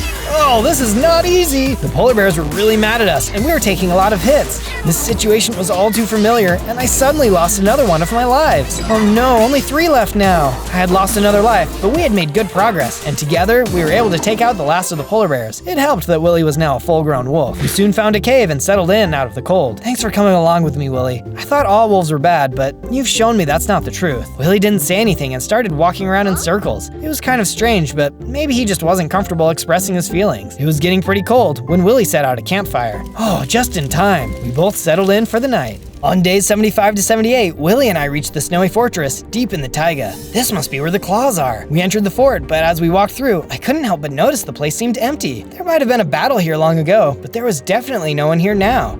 As we entered another section, the doors closed behind us. Oh no, it must be a trap. Get ready, Willy. That's when I realized it wasn't an enemy who set the trap. It was Willy. I'm sorry, Zozo, but I can't resist my natural instincts. I tried, but cats are just too delicious. What are you saying? Come on, we're friends. I have a lot of respect for you. I didn't know a cat could be this strong. But I have to do this. And once you're gone, I'm going to lead the pack to all the other cats in the base. Willy, get a hold of yourself. This isn't the right way. I'm sorry, Zozo, but it's the end.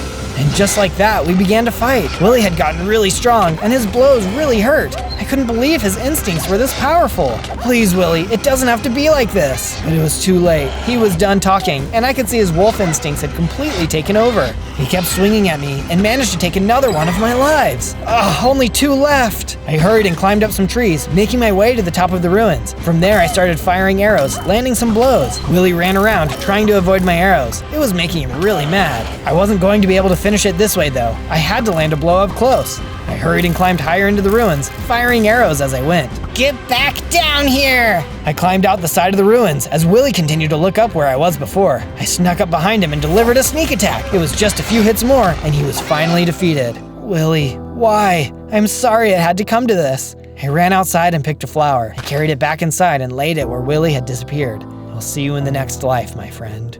On days 79 to 84, I was feeling really sad about the loss of Willy. I couldn't help but think though, Willy was super strong, and he was just a regular wolf. What chance did I have against the wolf monster? That's when I remembered Delilah the elephant could help. I traveled back to the savannah, and just in time too. Up ahead, I could see Delilah had been captured by poachers. You thugs, get away from my friend! I charged in as the poachers turned to fight. I had no time for these punks, and I had to save my friend. There was no way I was going to lose 2 friends in such a short amount of time. I was way stronger than the last time we had fought poachers, and so at long last, I took them all out. Oh, Zozo, you showed up just in time. I don't know where I'd be without you. Or well, I guess I do. I'd be dead. You mustn't talk like that. But I was hoping you could help me with something. Oh sure, anything. I need to defeat the wolf monster still, but I'm wondering if there are any special items out there that could help me. Could you take a look? Delilah agreed and took a look into some nearby water. Okay, I can see the nether. There's a huge fortress there. And inside, oh, there's some claws. They look like they're strong enough to rip through wolf skin. So those claws are real. Do you know how I can get there? It's showing me a path to the nether portal. It's actually not that far from your base. Wow, that's great news. I'll have to go get them. But before I do, are you sure you still don't want to live at my base? There's so many poachers out here. Oh, I've definitely changed my mind. I would love to live there. Delilah and I headed back toward my base. As we got closer, she caught sight of my statue. An elephant. I love it. It reminds me of my grandma. I miss her so much. I wish I could have met her. I'm almost finished with that statue too. Just one more part to go, but I think you'll think it's pretty cool. From there, I got right to work building Delilah her own room at the base. The poor girl kept getting attacked, so I was glad she decided to come and live at the base with us. Her room was going to be at the top, so she was definitely going to be safe. Soon, her room was complete. Here you go. I really hope you like it here. Delilah assured me she would, and she especially loved the view out of her window. On days 85 to 89, I headed straight for the nether portal. I had to get those claws. Oh no, it looks totally destroyed. Hopefully there's some more obsidian in this chest. I opened the chest and luckily, there was everything I needed. Someone must have been here before. Just then, a snapping turtle came walking right over the chest and attacked. Ah, you're so slow and creepy. He wasn't very strong and I took him out quickly. Then another animal attacked me out of nowhere. This guy wasn't strong either and I took him out too. All right, enough. Let's do this. I quickly fixed up the portal, replacing all the missing obsidian blocks. I stepped into the portal and was teleported to the nether. I stepped out into a soul sand valley and could see a few endermen roaming around. As long as I don't look at them, I should be good. But as I got closer, they turned and started to attack me. I guess they just really wanted me to stay away. Once I had taken them out, I took a look at my surroundings. That's when I noticed some ancient debris in the wall. Oh yeah, I can make some netherite gear with this. I mined out the debris and stored it away for later. It was time to explore. I took off into the nether, traveling across dangerous terrain and fighting off endermen. I found some more ancient debris too. There were also some ghast that showed up, but I was able to take care of them with my bow. Soon, I saw it in the distance, the fortress from Delilah's vision. There it is! I just need to get across this lava, and the claws will be mine. I started jumping across the broken path, being sure not to fall into the lava. As I entered the fortress, I was suddenly attacked by a hellhound and a couple wither skeletons. I should have known something would be waiting for me. I tried to climb up some platforms as quickly as I could and started taking them out with my bow. The wither skeletons were getting too close for comfort, but luckily I was able to take them down. Now it's your turn. I jumped down and started swinging my sword, showing the hellhound who was boss. Even the dogs in a different dimension are mean. I kept swinging my sword and finally took the hellhound out. That was a tough fight. He destroyed most of my armor. But the important thing was that I had won. I went over to the chest and took a look inside. There was tons of loot, and most important, the claws were inside. I can't believe it, I got them! I took out the claws and equipped them. That's when I felt the energy surge through me, and I grew into a huge, super buff cat. Whoa, I'm extremely ripped, and I have way more hearts. It was time to take the fight to the wolf. On days 90 to 94, I returned to the base to see all of my new friends. It was quite the sight to see everyone so happy. We had all been affected by the wolf monster in one way or another, and it was great to see that despite it all, we had all found a place to call home. I was too big to fit in the door now, so I knocked out a space and grabbed some supplies out of a chest. Then I made myself a fancy new moving door. Ah yes, this will work perfectly. Now that I had a functioning door, I took the ancient debris I had collected and smelted it into some netherite scraps. Then I took some of the diamonds I had collected and made an entire set of diamond armor. Now I'll need a smithing table. I got the smithing table put together and then combined the netherite scraps with some gold bars to make some netherite ingots. Using the new ingots, I was able to then convert all my diamond gear into netherite. Now let's finish the statue. I headed outside and finished putting all of the details on the elephant. I thought it looked really nice and I was glad that it reminded Delilah of her grandma. Well, what do you think? Is this your favorite build I've done so far, or did you like another one more? With the statue complete, it was time to say goodbye. I met with all of my friends outside. Thanks for all of your support, guys. I'm going to go fight the wolf, but I'm still not sure how I'm going to beat him. I was thinking about it, and didn't you say that crazy cat lady threw a potion at you that knocked you out? Maybe she had other potions that could come in handy for your fight. Oh, that's a great idea. I'll have to go stop by there and see what I can find. Good luck, Zozo. I know you'll make us all proud. The rest of the animals chimed in. I never could have done it without all of their support. Time to get that wolf. On days 95 to 97, I arrived back at the cat lady's house. All right, let's see what's going on in here. I ran up to the house to get inside. As I tried to take a look around, I realized I was too big for the doors, so I knocked out the walls to make myself some space. Something tells me she's not gonna mind. As I checked around the house, I eventually opened up her bedside table and found a bunch of blindness potions. No wonder she always had these on her. The lady literally slept next to them, but these will help in a fight. With the potions in my pockets, I headed off toward the wolf monster's base. I soon reached a snowy area and could hear the howling of wolves in the distance. But this time, I wasn't running. This time, I was heading straight for them.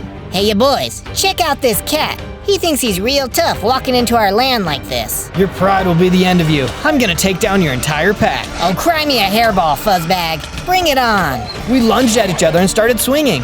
These guys thought I was weak because I was a cat, but they quickly found out I was super strong. I could tell they were scared, and soon only one of them was left. You're no cat, you're a freak. Just wait until the boss hears about this. The last wolf ran off to tell his boss. Yeah, not even a warning is going to save him from me. The wolf wasn't very smart though. He was leading me right to their base. Soon enough, I saw a large fortress in the distance. This must be it. I walked up and started to explore. I could feel something behind me. I turned around and saw there was a huge sub behind me. Quick, subscribe to the channel. We must win this fight. On day 98, I charged into the base and was immediately attacked by some wolves. Out of the way, you mangy mutts! I swung my massive arms and knocked the wolves out. With my strength, these guys were a breeze. Soon, the room had been cleared. That's when I noticed something horrible. Is that what I think it is? On the stairs, there was a mounted animal head. These guys were a bunch of sickos. They had to be stopped. In the next room, there were even more wolves. Get a load of this, chumps! I smacked the wolves as they crumpled beneath my blows. They were able to get some hits in, but they were no match. No one was going to stop me from reaching my goal. Once they were all destroyed, I noticed what was on the table. More animal heads. I won't let them add any more. As I left the room, I noticed a button on a nearby wall. I hit it and a wall opened, revealing a storage room. Oh, nice. I bet there's something good in here. I started opening up chests and found a lot of gold, including some golden apples. Then I saw something out of the ordinary. There's warnings on this chest. Must be something good in here. I opened the chest and saw it had several potions of leaping. That would surely give me an advantage in the fight. Now I just had to find the monster. On day 99, I wandered through the halls and eventually walked into the Great Hall. The wolf monster was seated on a golden throne. Oh, what is this? A cat walking right into my house? Who do you think you are? You know who I am. You destroyed my entire group of friends. Yeah, you'll have to be more specific. I do it all the time. It's literally all I do. I'm Zozo. Oh, Zozo. Yeah, I still don't know who you are. It doesn't matter. Today is the day I take my revenge. Yeah, get this cat out of my sight. Suddenly, the wolves around the table charged. He might not know who I am, but he was about to find out. I knocked out his wolves in no time. I always knew I was surrounded by a bunch of weaklings. I'll do this myself. The wolf monster charged at me. The fight had begun. This was ending today. He was still strong and was really knocking me down. I ran away to try to get some space, eating some food to heal. Get over here, you little cat. I tried fighting him as I went, getting hits in here and there. I soon made it up a set of stairs, turning in time to start firing down arrows at the wolf monster. Oh, knock it off! I kept firing arrows until he had reached me. He kept hitting me, and eventually I saw my life counter appear again. I only had 1 life left. I had to make it count. I kept running through the castle, trying to play it safe. Every now and then he would catch up, and I would swing my claws to knock him back. Some of his wolves even tried to jump into the fight, but I was able to knock them away. My health was starting to get really low though. Alright, let's see what he thinks of this. I took out one of my blinding potions and managed to hit him. Oh, I can't see. What did you do? The wolf ran off as I hurried and ducked for cover. I was safe for a moment, so I hurried and ate a golden apple. I had been getting hits in, but it didn't seem to be enough. It was time to try something new. I could hear the wolf in the hallway up ahead, so I snuck up behind him and smacked him. Surprise! Oh, you sneaky little cat. We exchanged some more blows, and I ran off, making more space. I was really starting to hurt him now. Just then, we ran into a room with a couple of his wolf cronies. Get this guy off my back. I thought wolves didn't run away from anything. As I went back out to fight, I saw the wolf had disappeared. Where did he go? I kept searching around the place until I ran into a strange sign. Place sacrificial heads. Oh, I don't love that, but maybe it could help me. I ran around the palace and gathered up a few of the animal heads. Then I placed them on the altar. Suddenly, a hidden door opened, and the wolf monster was hiding on the other side. There he is! I ran up to face him. Give it up, man, you can't beat me! The wolf shook his head. He wasn't gonna go down easily. We charged as his sidekicks attacked. It was an epic battle, but they were no match for me. I even tried using the leaping potions, which helped me to get to higher ground and use my bow. This is for everyone you've hurt! I swung my claws, hitting him again and again. He wasn't even sorry for what he had done. At long last, I swung my claws, destroying him for good. Goodbye! The wolf was finally gone. Now we could all live our lives in peace. On day 100, I made it back to the base. All of my friends were there to greet me, and I couldn't believe the fight was done. We were finally free from danger. The world was once again a place of peace. On day 1, I spawned in as a rabbit. Oh no, I only have 1 heart. I'm gonna have to be really careful if I'm gonna survive. But check it out, I can jump high and I'm super fast. I took a look around and I could see there were tons of other bunny friends around. But suddenly, they all ran away. Hey guys, what's going on? Just then, a fox appeared. That must be why the other bunnies ran away. I had to be careful. If that fox landed just 1 hit on me, I was done for. Luckily, I was able to run really fast and jump super high, so I was able to outrun the fox and get away. The best thing I can do today is just survive. I better find a good place to hide for the night. I took a look around until I found a good spot. I dug into the side of the hill and hunkered down for the night. Maybe I can find all of my bunny friends in the morning. On day 2, I woke up and went to go look for my bunny friends. As I arrived back at the spawn point, I didn't see anyone around. Where could everyone have run off to? I wasn't sure where to start looking for them, but I had an idea. Maybe if I can build a really cool bunny house, they'll come back. If I was gonna build a cool bunny house, I needed some tools, so I headed off into the forest to get some supplies. After a while, I had gathered enough supplies to be able to build my first tools. I put as many tools together as I could, including a sword. With my new tools in hand, I headed into the mine to get some stone. As I was mining, I was suddenly attacked by a spider. Whoa, get back! I had to be really careful. If I took even 1 hit, I was done for. It's a good thing I had made myself a sword though, because with that, I was able to defeat him. Oh man, that was too close. I better get to work. On day 3, I got to work starting to build my new base. Since rabbits live underground, I thought it'd be cool to build out a bunch of tunnels underground. It was a lot of hard work, but soon, the base was all set up. Alright, the base is done, but I don't see any more bunnies. I better go look for them. I headed off into the forest, but I could hear someone up ahead. On top of a tree, I could see a little squirrel. Hey, what's going on? What are you doing up there? I'm up here hiding from the big bad wolf. You better watch out too. The big bad wolf? Oh man, he sounds like a lot of trouble. How about we stick together? It'll be safer. I think that's a great idea. On days 4 to 5, the squirrel and I headed into the forest to get some more materials. As we explored the forest, we came across some more friends. The first animal we saw was a raccoon. Hey, have you heard of the big bad wolf? Yeah, that guy's a real jerk, but he's been leaving me alone for the most part. I don't know if I want to get involved. Sorry. Well, I hope you change your mind. The squirrel and I kept going through the forest until we came across a bear and her cubs. Uh-oh, I hope that bear won't eat us. I took a deep breath and walked up to the bear. Hey, do you know the big bad wolf? Yeah, but why would I care about that guy? He doesn't bug me and I don't bug him. Say, you're looking a little tasty. Okay, well, thanks for telling me about it. Talk to you later. Bye. The squirrel and I got out of there. I didn't want to risk anything else wanting to hunt me. As we got deeper into the forest, we started to chop down some trees. Hey you! I turned around and looked up into the tree. A monkey was looking down at me. Yeah, what's up? That's my tree. What do you think you're doing, chopping down my tree? The monkey was mad, but I only needed a little bit of wood. It didn't matter to him though, and he jumped down and charged. You're gonna pay for this. Uh-oh, if this monkey hit me, I was a goner. But just then, the squirrel jumped in and helped me out. Together, we were able to put up a good fight. The monkey wasn't gonna be able to hurt both of us. By working together, we were able to defeat him. Sorry, Mr. Monkey. I didn't want to fight you, but you left me with no choice. On day 6 through 8, the squirrel and I continued through the forest. We were feeling pretty good about ourselves. We had had a couple of victories, and we were getting a lot of supplies. We'd even met a few of the other animals. As I kept wandering through the forest, though, I heard something scary up ahead. As we got closer, we saw the source of the noise. It was the fox, and he had a group of bunnies cornered. You have nowhere to run, and now I'm going to eat you. Oh no, I can't let him eat those other bunnies. But what am I supposed to do? I can't take him on by myself. That's when I remembered I wasn't by myself. I had my squirrel friend with me. Let's do this! The squirrel just started to charge. He didn't even wait for me. Wait, what are you doing? Oh, a little appetizer. The fox took one swing, and the squirrel was immediately defeated. Oh no, my friend!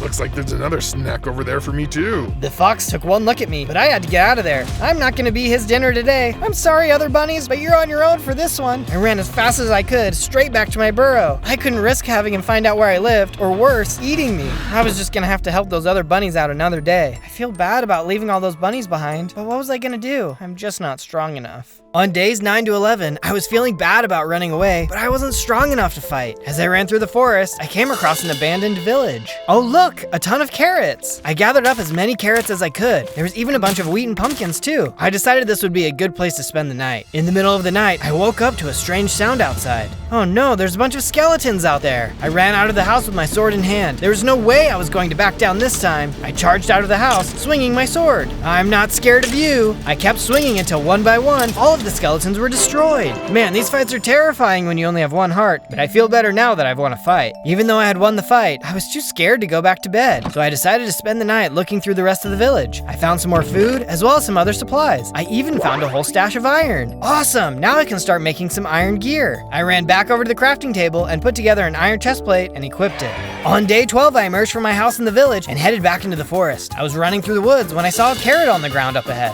Oh, what luck! A free carrot! As I continued through the forest, I saw there were even more carrots. I decided to keep picking them up. I was going to need as many as I could get. Just then, I picked up one of the carrots and suddenly fell through a trapdoor. Whoa! I landed inside a small room and there were several other rabbits looking at me. Hi guys, what's going on? You're not the big bad wolf. I turned around and saw a large elderly bunny looking down at me. No sir, I'm not. What's going on around here? I see you're new around here. Let me explain. For years, the forest was a beautiful and peaceful place. All the animals were happy, living in harmony. The wolf would try to hunt us, but we could always get away. Then one day, something changed. The wolf had discovered some kind of magic, which he used to give himself a cloaking ability. Suddenly, we could no longer hide because we didn't know when he would attack. We have been in hiding ever since. No, how can we stop him? There is an ancient relic known as the Rad Glasses, crafted by our bunny ancestors. Its pieces have been scattered across the land, but if you bring them to me, I can craft them anew. They will allow you to see the wolf, even when he cloaks. Do you think you can help us? Not very strong, but I'll do my best. On days 13 to 15, I had arrived back at my base and made a couple improvements to the inside. Then I went outside and started working on a farm and planted some of the carrots I'd collected. It wasn't much, but it was a place to call home. I needed to get some sand though, so I headed off to the desert to gather some. I managed to get a bunch of it when suddenly a group of rattlesnakes came slithering up behind me. Hey guys, can I help you? The rattlesnakes just stared at me, then they attacked. Hey, that's not very nice. Luckily their bite wasn't too bad because I still only had a heart. I was able to keep moving and I took them all out. Suddenly I felt a burst of energy and I grew into a bigger killer bunny. And look, now I have 5 hearts. I'm feeling way better already. On days 16 to 19, I returned back to the base and made a few adjustments now that I'd gotten a little bigger and stronger. Later, as I was harvesting some of my crops, I saw a squirrel walking up to the base. Hey, I've been looking for you. Hey there, what's up? I saw you were with my sister when that fox attacked her. She seemed to trust you, so I want to help you too, for my sister. I'll take all the help I can get, and I'm sorry for what happened. I'm much stronger now and won't be running away from anything. We then set off, making some more improvements to the base. It turned out the squirrel's name was Rocky, and he was happy to help. After we had finished upgrading parts of the base, he pulled me aside for a chat. Thanks again for letting me help, Zozo. I had an idea for the base. I think we should build something that will make the other bunnies know that this is a safe place. Oh, I know just what to make, but we're gonna need a lot of orange dye. We ran off into a flower field and got to work, grabbing as many orange tulips as we could to make the dye.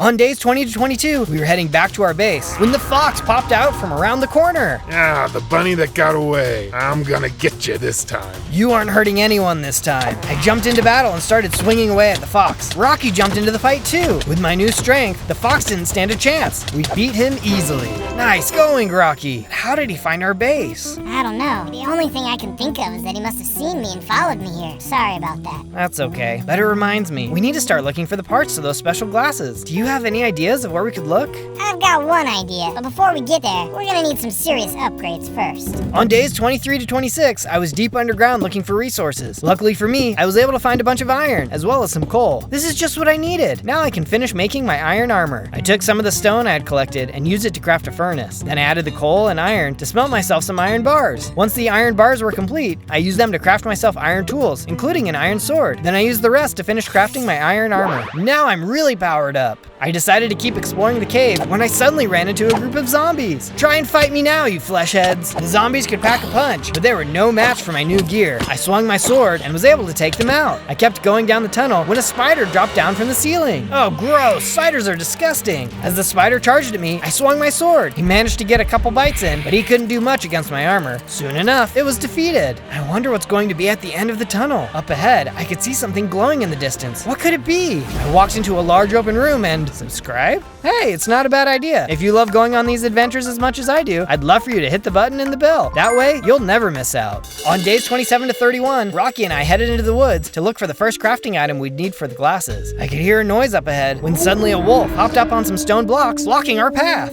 Ooh, a delicious bunny. The big bad wolf isn't going to mind if I eat you myself. Go on and hide, Rocky. I can take this guy. The wolf and I charged at each other. He was pretty strong, but so was I. He snarled and bit, getting some hits in. He even got me down to half a heart. But I knew I could win. Your bark is worse than your bite. I gave one more swing and took him out. As he disappeared, I saw he dropped some kind of special item. What's this? I picked it up and saw it was a fire rod. Oh, cool. I wonder what this will do. Later on, I was walking along the water when a crocodile popped out and attacked me. I swung my fire rod, immediately catching him on fire. Whoa, nothing like a well-roasted croc for dinner. The crocodile panicked and jumped back into the water. Yeah, you'll think twice about messing with me next time. On days 32 to 35, Rocky and I arrived in the Badlands. Rocky had told me he had seen something strange in the area and thought it would be worth checking it out. As we rounded the corner, I saw a weird sign. Let the water lift you up. What does that mean? There was a nearby lever, so I gave it a flick and nothing happened. What happens when you jump in the water? Rocky jumped into the water, but there was no effect. I don't think that's it. Let's try hitting one of these buttons. Rocky clicked on one of the buttons on the wall, and an arrow came flying out right over Rocky's head. Whoa, I don't think that's it. I guess I'll give this other one a try. I nervously reached forward and hit the button, and some redstone dust popped out. Look, you can put the dust here to complete the circuit. I walked over by Rocky and put down the redstone dust. Then I flipped the switch. This time, a column of water came pouring down. That did the trick.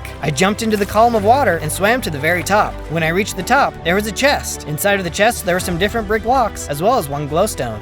This isn't exactly what I was expecting. Zozo, up here. I followed Rocky up another flight of stairs and saw some glasses frames at the top. This is just what we were looking for. The first piece. The Elder Rabbit will be excited to see this. On days 36 to 39, Rocky and I returned back to the base. First things first, I needed to craft a new fence. I couldn't risk another attack by the big bad wolf gang, or worse, the wolf himself. By using some of the brick, I was able to make a nice perimeter fence. Once that was complete, Rocky and I worked together to make him his own place too. Thanks for all your help so far, Rocky. I think it'll be good for you to have your own place. I'm happy to be here. Let's build a pen and get some sheep. That way we can work on the statue. Good idea. Rocky and I headed into the forest and managed to find a herd of sheep. Using leads, we roped them up and led them back to their new pen. With the sheep all locked up, I then took some orange dye and got to work dyeing all of the sheep orange. Orange, you guys glad you're not dinner? I went ahead and sheared all of the sheep, then collected all of the orange dye. From there, Rocky and I headed off to find a good spot to build the statue. Once we found a suitable location, we got to work clearing a space, building up a base, then working on the statue itself. After a bit, the first part was complete. Nice job, Rocky. This is a good spot to stop. As we were taking down the scaffolding, a group of parrots walked up to us. Hey, you're a bunny. You must be against the big bad wolf then. You'd be correct. What's up? We've been on the run ever since the wolf started cloaking. Nowhere feels safe. I know what you mean, but there's safety in numbers. You guys should come join us at our base. That's just what we need. We'll go gather our things and then we'll meet you there. I told them where to go, and they headed off. Back at the base, Rocky and I got to work building them their own house to stay. I couldn't believe the wolf was even hunting birds. We'd do our best to keep them safe.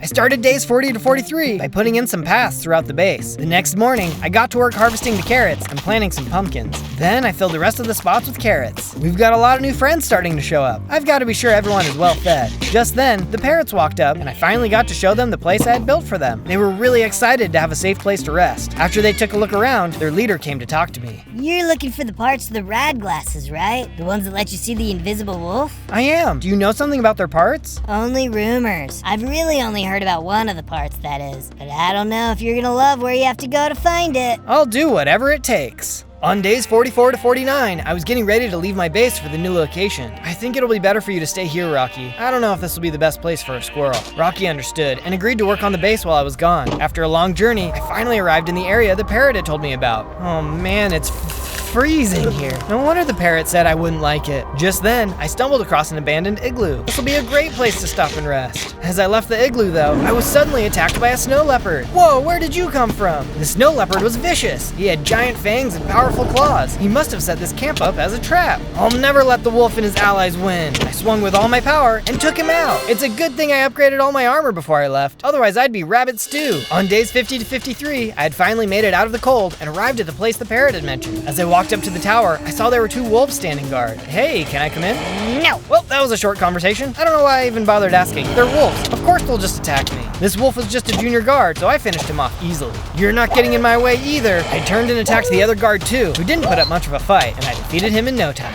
All right, let's get that glasses part. I climbed to the top of the tower, but there was another wolf waiting for me. This one was stronger than the others. By using my fire rod though, I managed to light him on fire and eventually take him out, nearly losing my life in the process. Hey there, can you help me out? I took out my axe and started chopping away at the nearby cage. There was no part for the glasses, but there was a bunny trapped inside. Thanks for breaking me out. Let me guess, you were looking for a piece of the glasses.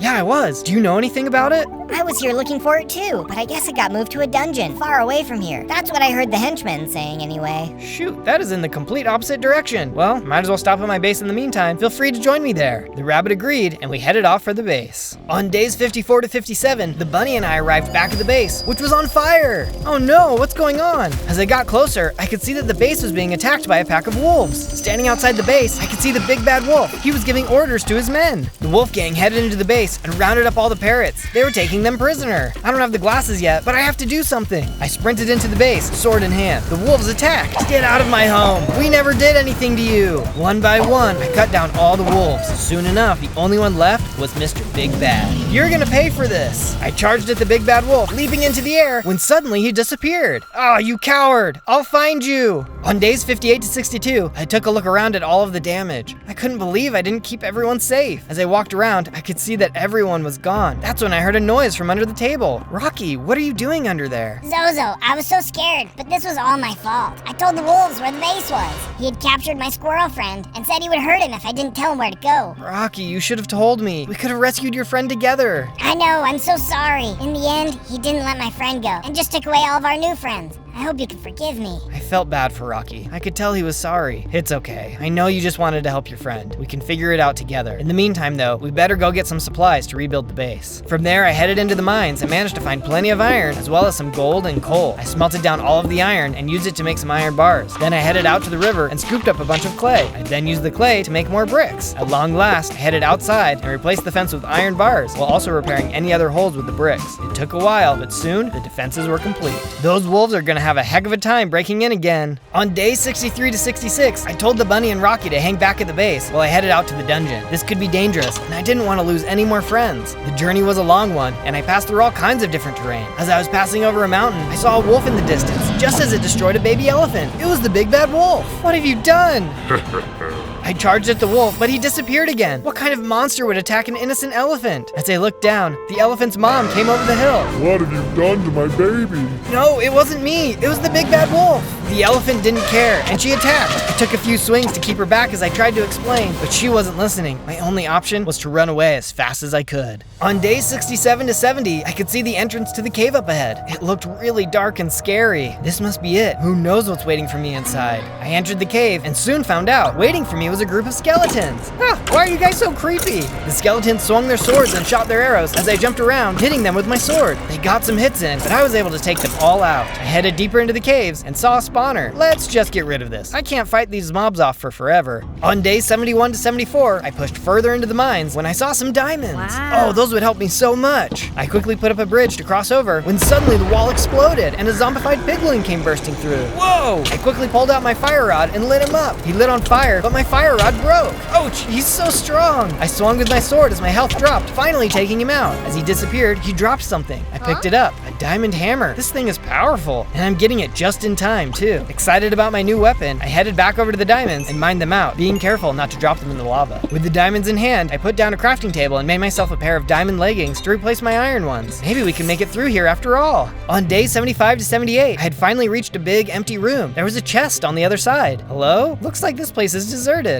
I walked over to the chest when suddenly I heard a thump behind me. I turned around and saw a giant spider had dropped down from the ceiling. Oh, hey man, you mind if I grab what's in the chest and leave? You wish, bunny boy. You're not getting out of here alive. I thought you might say something like that. Just then, the spider leaped forward and attacked. I got hidden, but not before he started shooting his webs at me. Oh boy, this isn't going to be as easy as I was hoping. Looks like it's time to get my very own lucky rabbit foot. That's just a weird thing to say. The spider charged at me, but I was ready. I jumped out of the way, causing him to jump into the pool of lava. I'll keep my feet, thanks. Just then, I felt the energy surge through me, and I leveled up into a buff bunny man. Whoa, I have 10 hearts now, too. I went over to the chest and opened it. Inside were the lenses to the rad glasses, along with a bunch of diamonds. I can't wait to see what the Elder Rabbit can do with these. On day 79 to 84, I arrived at the Elder Rabbit's house. Sir, I've got everything you need to remake the rad glasses. Zozo, well done, well done. This is just what we needed. The Elder Rabbit quickly turned to his enchanting table and assembled the glasses, imbuing them with special power. He turned and tossed them back to me. Take these and take courage. The hope of all bunny kind rests with you now. We know you can do it. Thank you. I'll give it everything I've got. I turned and left his house. Time to get ready for the final fight. On days 85 to 89, I arrived back at the base and saw the rabbit and Rocky had done a great job improving it. Nice job, you guys. This place looks amazing. Thanks, Zozo. We had a lot more creatures come and join us, so we had to build them all a place to stay. Aren't they scared? Yes, but they believe in you and know this is the safest place for them to be. I sure hope so. That reminds me, we better finish our special project. There could be more creatures out there. Rocky and I headed back out to our statue and got to work finishing it up. This carrot was going to be a beacon to all the animals in the area that this was a safe place. It didn't take long, and we were soon finished. Now let's go get prepped. We've got some wolf butt to kick. On days 90 to 94, I was back in the base, putting together some diamond armor. I used the diamonds I had found in the dungeon, as well as some additional ones Rocky had found in the cave. I better go check the chest too. Rocky said he had some stuff for me in there. I opened the chest and saw it was full of healing potions. I grabbed them all and added them to my inventory. I'm feeling pretty stacked. Let's go wolf hunting.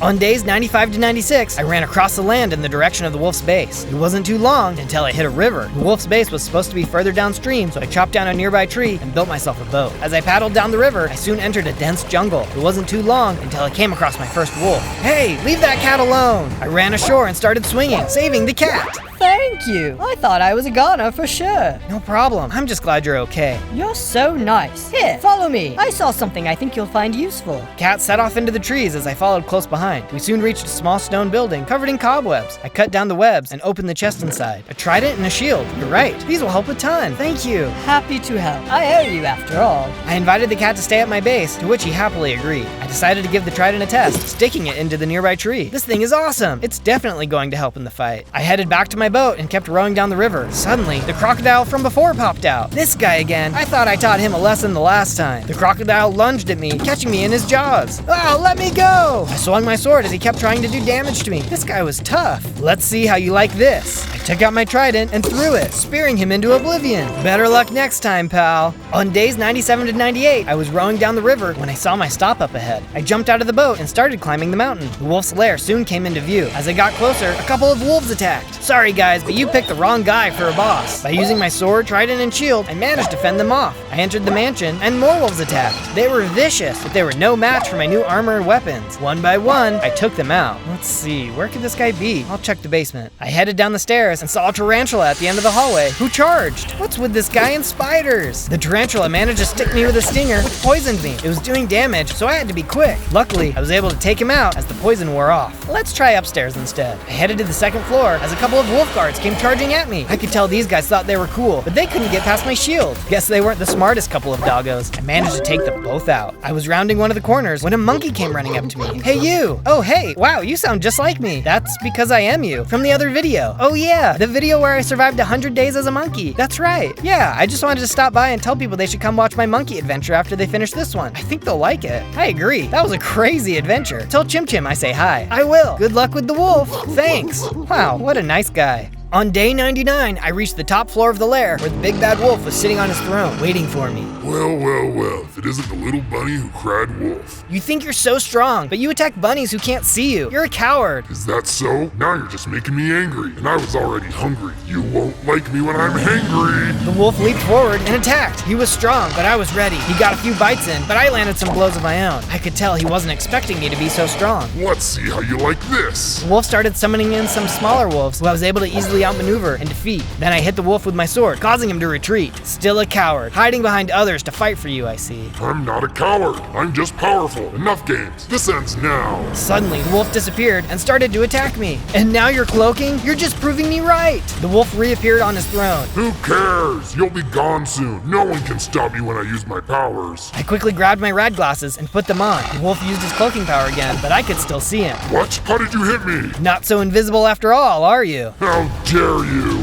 The wolf let out a flurry of attacks, which caught me off guard, nearly taking all of my health. Maybe I was being a little too cocky. He only had to hit me one more time, and I was done for. Zozo! I looked over and saw Rocky standing by the stairs. Catch! He threw a splash potion at me, which immediately restored all of my health. No! I pulled out my trident and threw it at the wolf, destroying him for good. Rocky, I can't believe you followed me here. I'm glad you did, though. You saved the day. But our work here isn't done yet. On day 100, I headed down into the basement and used my hammer to break the animals out of their cages. Be free, my friends. It's safe now. After I had broken all of the animals out, I stood by the door of the mansion as the creatures ran to freedom. Sometime later, I was back at my base, surrounded by all my new friends. Thanks for all of your help, and I'll catch you in my next adventure. On day 1, I spawned into the Sika Woods as an adorable little fire rabbit. I may just be a wascally wabbit, but if you mess with me, that doesn't mean you won't get burned. I decided to hop through the woods and explore, hoping I wouldn't accidentally set anything on fire with my burning bunny body. At least I know I'll never get cold. I wanted to stay optimistic, but it got a lot harder when a big, scary bug came crawling out of the forest behind me. It was a Myrmex soldier. Halt! By order of Her Majesty, the Myrmex Queen. What is your business here? Don't worry, sir. I was just looking around. I spawned nearby. I can just leave if you want. Not so fast. We've been told to keep a lookout for suspicious rabbits, and you're both suspicious and a rabbit. Come with me. But what if I don't want to come with you? Then I'll just have to take you by force. I didn't like the idea of being taken by force, so I turned and hopped away as quickly as I could. I may have not had any weapons, but at least I was extremely fast. I'm just a baby fire rabbit for now, with only 10 hearts. But if I can get away from these creepy crawlies, I'll be able to get bigger and stronger. But my little self-pep talk was interrupted by another Myrmex soldier popping out from behind a tree and stopping me in my tracks.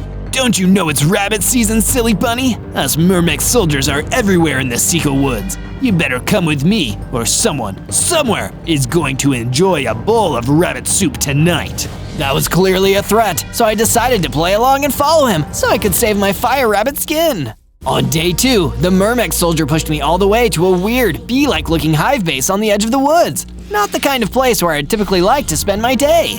What is this place? This is the hive, you misbehaving little rabbit. This is where me and my fellow Myrmexes live with our wonderful queen. She's currently in a different biome on royal business, but when she returns, she'll question you personally. How long will that take, though? It will take as long as it takes. Do not question the judgment of our beloved queen. He didn't talk to me much after that. I was taken to some kind of holding cell in the hive and pushed inside to wait for the return of the queen. But she could be gone for weeks. I don't want to be trapped in here for all that time. You're telling me? I turned and saw a pink pixie fluttering around the cell, looking bored. I'm Paris, the pink pixie. I feel like I've been trapped in here forever. I was just flying through the Seco Woods, minding my own business, when those Myrmex goons grabbed me and dragged me in here for being suspicious. Sorry for making assumptions here, but can't you use your pink pixie magic to get us out of here? Nope, these walls are magic-proof. But are they fireproof? I walked closer to the wooden fence gates until they caught fire and the blocks started breaking. Soon enough, we were free. As we escaped, a Myrmex soldier almost caught us, but we managed to get out of there. Thank you for freeing me, Zozo. I'm going to go see my family. They're probably worried about me, but I hope we meet again someday. I hope that too, Paris. Safe travels. Paris left, and I decided to get out of the Seco Woods before more Myrmexes were sent after me. On day 3, I found my way into the meadow, where I figured that no Myrmex soldier could ever find me. Man, escaping that hive was hungry work though. I wonder if there's some food around here that's perfect for a little fire rabbit like me. Not long after, I found a patch of carrots. Perfect! I dug them up and ate them, feeling my hunger bar replenish. It made me feel a whole lot better. Until another, bigger rabbit hopped over to me, and he didn't seem pleased. Hey, those are my carrots you just ate. They were prized, award-winning, and you just ate them without even asking me. Do you have any idea how messed up that is? Oh no, I'm so sorry. I didn't know they were yours. I never would have eaten them if I did. You think that makes me feel better? I'm still down a bunch of carrots. We rabbits should stick together, not steal from each other. Is there any way I could make it up to you in the name of rabbit solidarity? Well, there are a few favors you could do for me.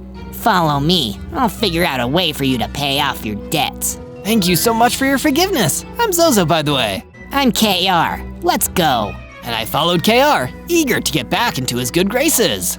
From day 4 to day 5, KR escorted me back to his base in the meadow. He must have been pretty brave to live out here, in the middle of nowhere. This is my place. Don't tell anyone about this place under any circumstances. Why? Because I like my privacy. Don't ask too many questions. It's not a likable quality. Inside the base, he explained to me exactly how I could repay him for eating his special carrots. As you know, the world is hard for little rabbits like us. People think they can pick on us, look down on us, and I've seen too much of that throughout my life. I've kept a list of the kind of people who have made my life harder over the years. Rabbit haters, you know. Help me get through my list, And not only will you be happier, you'll have repaid your debt. That sounds like something I could do. Where should I start, KR? You can start by getting out of here and making your own base. It'd be dangerous for us to be seen together. Take this stone sword and stone pickaxe and make something of yourself before you come back to me. He gave me the tools, and I got out of there. The meadow gave me the creeps, so I decided I'd set up my base in the ebony woods instead. I used the pickaxe to mine some stone. I made myself an axe and cut down some trees for wood. I found a nice clearing in the forest and built myself a basic base where I could at least sleep with a roof over my head for the night. But when I was done building, I got my first unwelcome visitor, one of the Mermeg soldiers who had captured me earlier. There you are! I knew you were the killer rabbit, and now I'm gonna put you down. Killer rabbit? What? That's not me. I'm not gonna listen to your lies. Time to battle, you bad bunny. He seemed strong, and as I was, I felt like I couldn't beat him. I summoned up my strength and leveled up. I got bigger, stronger. I now had 20 hearts and a new ability, the Fireball attack. And with one blast of that fireball, the Mermeg soldier was gone. I really am living up to the Fire Rabbit name. From day 6 to day 8, I was exploring the Ebony Woods a little further. It was a strange and magical place, made even more magical by a sudden reappearance, Paris the Pink Pixie. I immediately hopped over to meet her. Hey, Paris, is everything okay?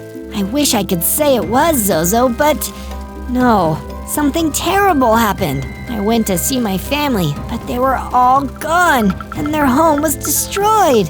I don't know what I'm going to do. Oh, Paris, that's terrible. Do you want to stay at my base? I can help you in your time of need. Thank you, Zozo, but right now, I need to be alone. We'll speak again soon. Be safe out there. Paris the Pink Pixie left. I felt terrible for her and started to wonder if maybe the ones who'd destroyed Paris's family were the same ones that KR warned me about. Maybe it was time to begin my quest.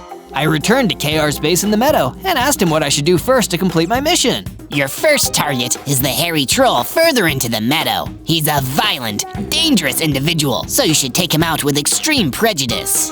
Do you think he could have been behind the destruction of the Pink Pixie family? What? How do you know about that? I know the survivor. There's a strong possibility. But don't ask him about it when you meet him. Just destroy him. He'll try to deceive you. From day 9 to day 10, I followed KR's instructions and went further out into the meadow. Wow, this is vast and empty. But I pressed on. I needed to avenge Paris and repay my carrot debt to KR. There was no backing out now. Suddenly, the hairy troll jumped out and ambushed me, ready to attack. I knew he'd send someone after me. Of course he'd be too cowardly to go after me himself. Pathetic. Cowardly? No. What's cowardly is destroying a whole family of pink pixies rather than picking on someone your own size. I'm just doing a favor for a friend. You have terrible taste in friends. I've never hurt any pink pixies. He told me you'd lie. Let's battle. The hairy troll was a tough enemy, but with my sword and fireballs, I was able to defeat him in the end. Shortly after his defeat, a wolf woman came out of the forest. Wow, you really fried that troll. I had no idea anyone could do those awesome fire tricks. Thanks. I don't like hurting people, but I needed to stop him from ever hurting anyone, like he hurt the Pink Pixie family. Oh, the Pink Pixie family. I heard about that. It was terrible. But I don't think a troll was behind that. It was some kind of other creature. So the attacker is still at large? Oh no, I need to speak to KR about this. From day 11 to day 12, I returned to KR's base, telling him that I'd defeated the hairy troll, but that the one who'd attacked the Pink Pixie family was still out there somewhere. If the hairy troll wasn't behind it, then it must be the Thorn Wolf, a truly dangerous and evil creature that lives deep in the Ebony Woods. It wouldn't surprise me at all if the Thorn Wolf was behind the Pink Pixie family attack. Thorn Wolf? Even the name sounds scary. It's definitely a scary creature. I recommend getting better weapons and tools before you go to destroy it. Otherwise, you may find yourself at a disadvantage. Good idea, KR. I'll get right on it. I found my way to a cave in the meadow and explored until I found some iron ore veins inside. I used some of my spare stone to make a furnace, then mined the iron ore and smelted it into ingots. Now time to do some crafting.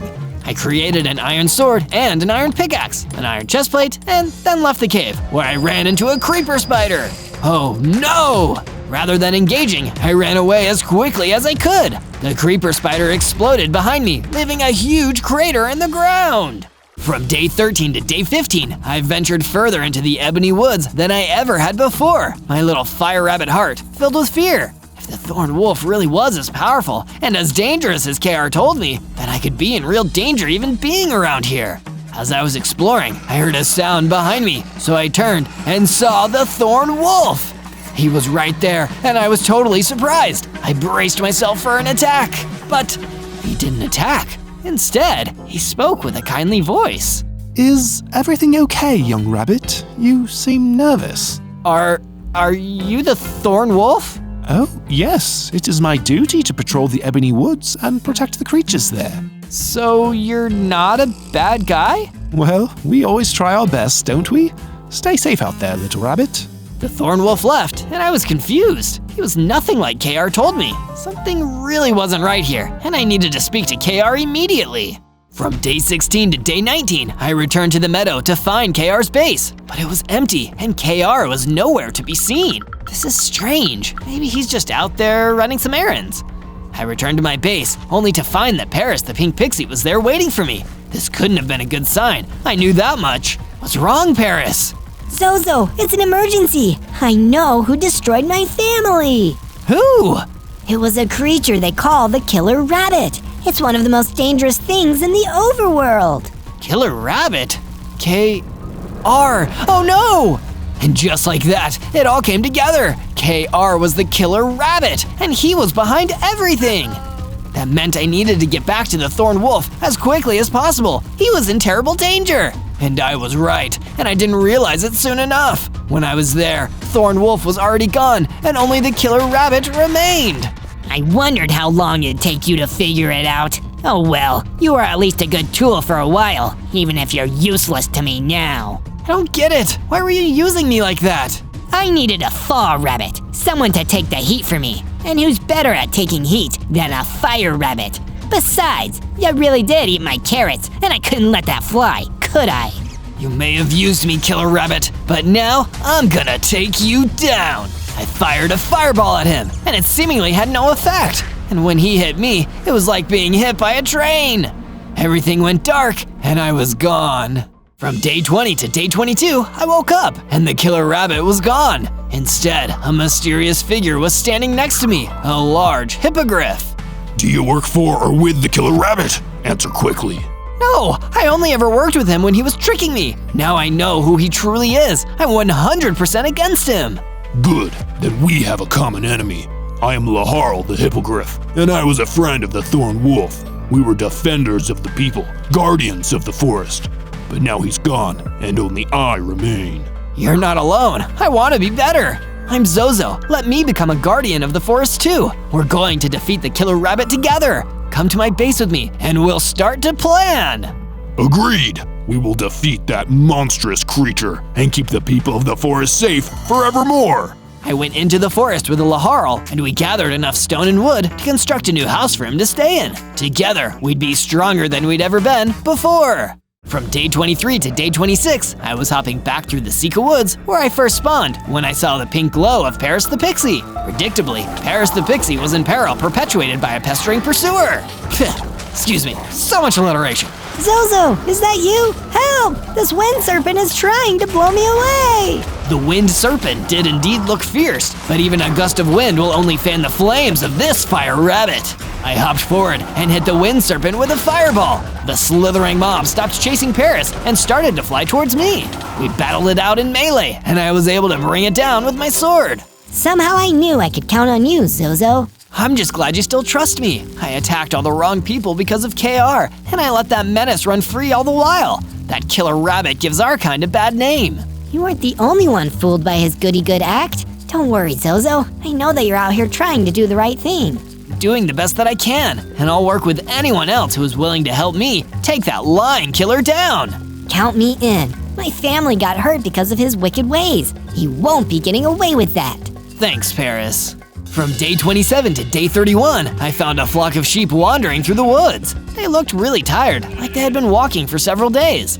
I hopped over to see what was going on and soon found out what had happened. These sheep were friends of the thorn wolf from the ebony woods, and since he was gone, they'd been looking for a new protector to save them from the killer rabbit. You'll be safe at my base, sheep. Not only is it back where you used to live, but I'll be your protector now. When I got back to my base in the ebony woods, I helped the sheep settle in and then went to go see how Laharl was holding up. Welcome back, Zozo. I made the base cooler by adding some rat banners. Wow, awesome work, Laharl. All the buildings of the base now had awesome rabbit banners on them, which suited me just fine. Meanwhile, over at the real killer rabbit's base, not the pretend base over in the meadow, he was now in the process of maniacally planning his next wicked plot from his evil lair. Now, there may be a few people around who know that I'm the killer rabbit, but I think we can arrange some accidents for those individuals. What say you, my fine warden dragon friend? If there's anyone who is good at causing accidents, it's me. They might as well call me Daisy. First name Oopsie, full name Oopsie Daisy. You just had an accident of the you're not gonna be around anymore kind. We're really gonna need to work on your threatening lines there, Oopsie. It's difficult. My evil boss is a rabbit. Sorry, boss. You better wise up. I'm not just any rabbit. I'm a killer rabbit. From day 32 to day 35, I remembered that one of the Mermex soldiers that I had encountered said that they had been looking for suspicious rabbits. So I made the choice to go and seek out the hive of the Mermex queen. I might be a rabbit, but I know what suspicious one they might be looking for. If I tell them who the killer rabbit is, maybe all the other rabbits will stop being captured like I was. I made it to the hive and found that it was guarded by Mermex soldiers. I guess I should have expected that. Halt and stay halted. I'm not halting. I'm here to see the queen. Like we'd fall for that one, rabbit. The Mermex soldier tried to fight me, but I dodged his attacks. I didn't want to hurt anybody while I was trying to make an alliance, so I shot a fireball away from them to let them know who I was. Look, I'm not the rabbit you're looking for. I've got fire powers. Fire powers? But that means you're the one who broke out of the cell. That is true, but only because I shouldn't have been there in the first place. I know which rabbit really did the crimes, so he should be the one who does the time. Okay, we still have questions, but that rhyme convinced us to take you to the queen. Yes, don't be mean. Let me see the queen. You can stop rhyming now. The Mermex soldiers let me inside of the hive so that I could have my important meeting with the Mermex queen. Naturally, the room where I was able to speak with the queen was her own throne room. I am the Mermex Queen. What is your request to my majesty, small rabbit? It concerns the fate of all the land, your Mermex queenliness. I know who the killer rabbit is. You do? Oh, at long last, that monster has been found. How do you know about him? He went by the name KR, and now he's on a new spree of attacks on innocent creatures all throughout the biomes. He always was like that, even in my mother's time. She was the Mermex Queen before me, and when the creatures of the woods started being attacked, she suspected everyone but the innocent-looking rabbit. It was her mistake, because the killer rabbit claimed her as another one of his victims. I had to take over the throne, just as my mother's killer went into hiding. I've been hunting him down ever since. It's such a sad story. I promise to help you bring the killer rabbit to justice with all the fire in my heart. There is more, but it's far too painful to talk about. You should go home for now. I will send a soldier to visit once I've emotionally prepared myself. From day 36 to day 39, I got ready to take my armor up a notch in defense by preparing to go back into the cave for some more iron ore. The killer rabbit was a lot older and more experienced than me, so I had to be all the more prepared for our eventual showdown. I soon found a spot in the cave where iron was abundant and mined away, adding the iron ore to my inventory. Next, I got out my crafting table and smelted the iron ore into the iron ingots I would need to craft the rest of my armor. That should do it. All right, time to become an iron fire rabbit. I made myself an iron axe since I had been gathering so much wood lately, and an iron helmet, iron leggings, and a pair of iron boots to complete my full set of iron armor. You can't see it on my fur, but believe me, it's there.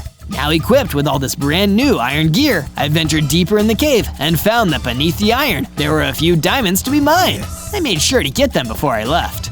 Later on, I was back above ground when I got an unexpected visitor. He was half rabbit and half wolf, a rabbit wolf. Hi there. Bet you never met nobody like me before. Hey, you're right. Anyway, the Mermix Queen said I could leave the dungeon cell at the half if I went and brought you back to her. Let me guess, her soldiers locked you up because you were a suspicious rabbit?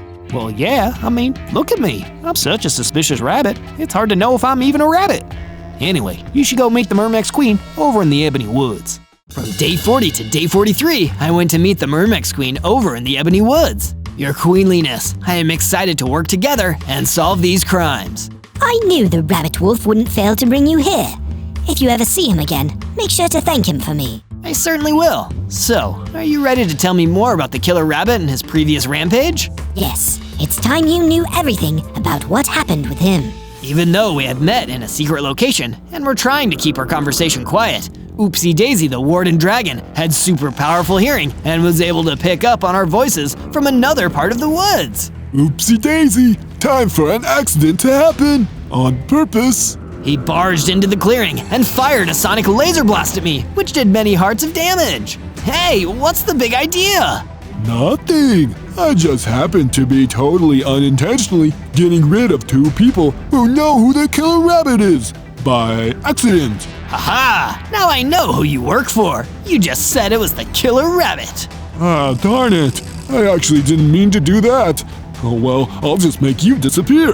Then nobody will know. He fired another sonic blast my way, which I almost avoided. I countered with a fireball that didn't seem to do much. I looked around for the Mermix Queen and saw that she had escaped while I had been talking to the Warden Dragon. Yeah, I should probably do the same thing. I ran off into the woods, trying to go a different direction so that the Warden Dragon wouldn't know who to follow. From day 44 to day 49, I had gotten away from the Warden Dragon and safely arrived back at my base. I never expected the Mermix Queen to be there as well, waiting to continue our conversation from where we left off. I was happy to see that she was okay and could fend for herself, even without her soldiers. I guess the killer rabbit knows we both know about him. That's why he sent that Warden Dragon to destroy us. Perhaps he needs to rely on his henchmen now, because he isn't as strong as he used to be. You mean that he used to be stronger? He totally demolished me the last time we fought. Well, he still is the killer rabbit, but he used to carry around a secret rare battle axe that made it really easy for him to make anyone he wanted disappear forever. He was a killer rabbit with a killer battle axe? That's so scary. How did you stop him? I didn't. A mysterious mob known as a Crimson Phantom laid a curse upon the battle axe so that the killer rabbit could never use it again. I know. Maybe if we find this battle axe, we could use it against him. Didn't stop the killer rabbit from being evil, but it did weaken him. Then I'm off to the meadow. That's good thinking, Zozo. I heard that the battle axe was crafted deep down in the depths of the meadow. You can find some clues about it there. From day 50 to day 53, I delved all the way to the end of the meadow in order to find out more information about who crafted the battle axe that the killer rabbit used in his previous reign of terror.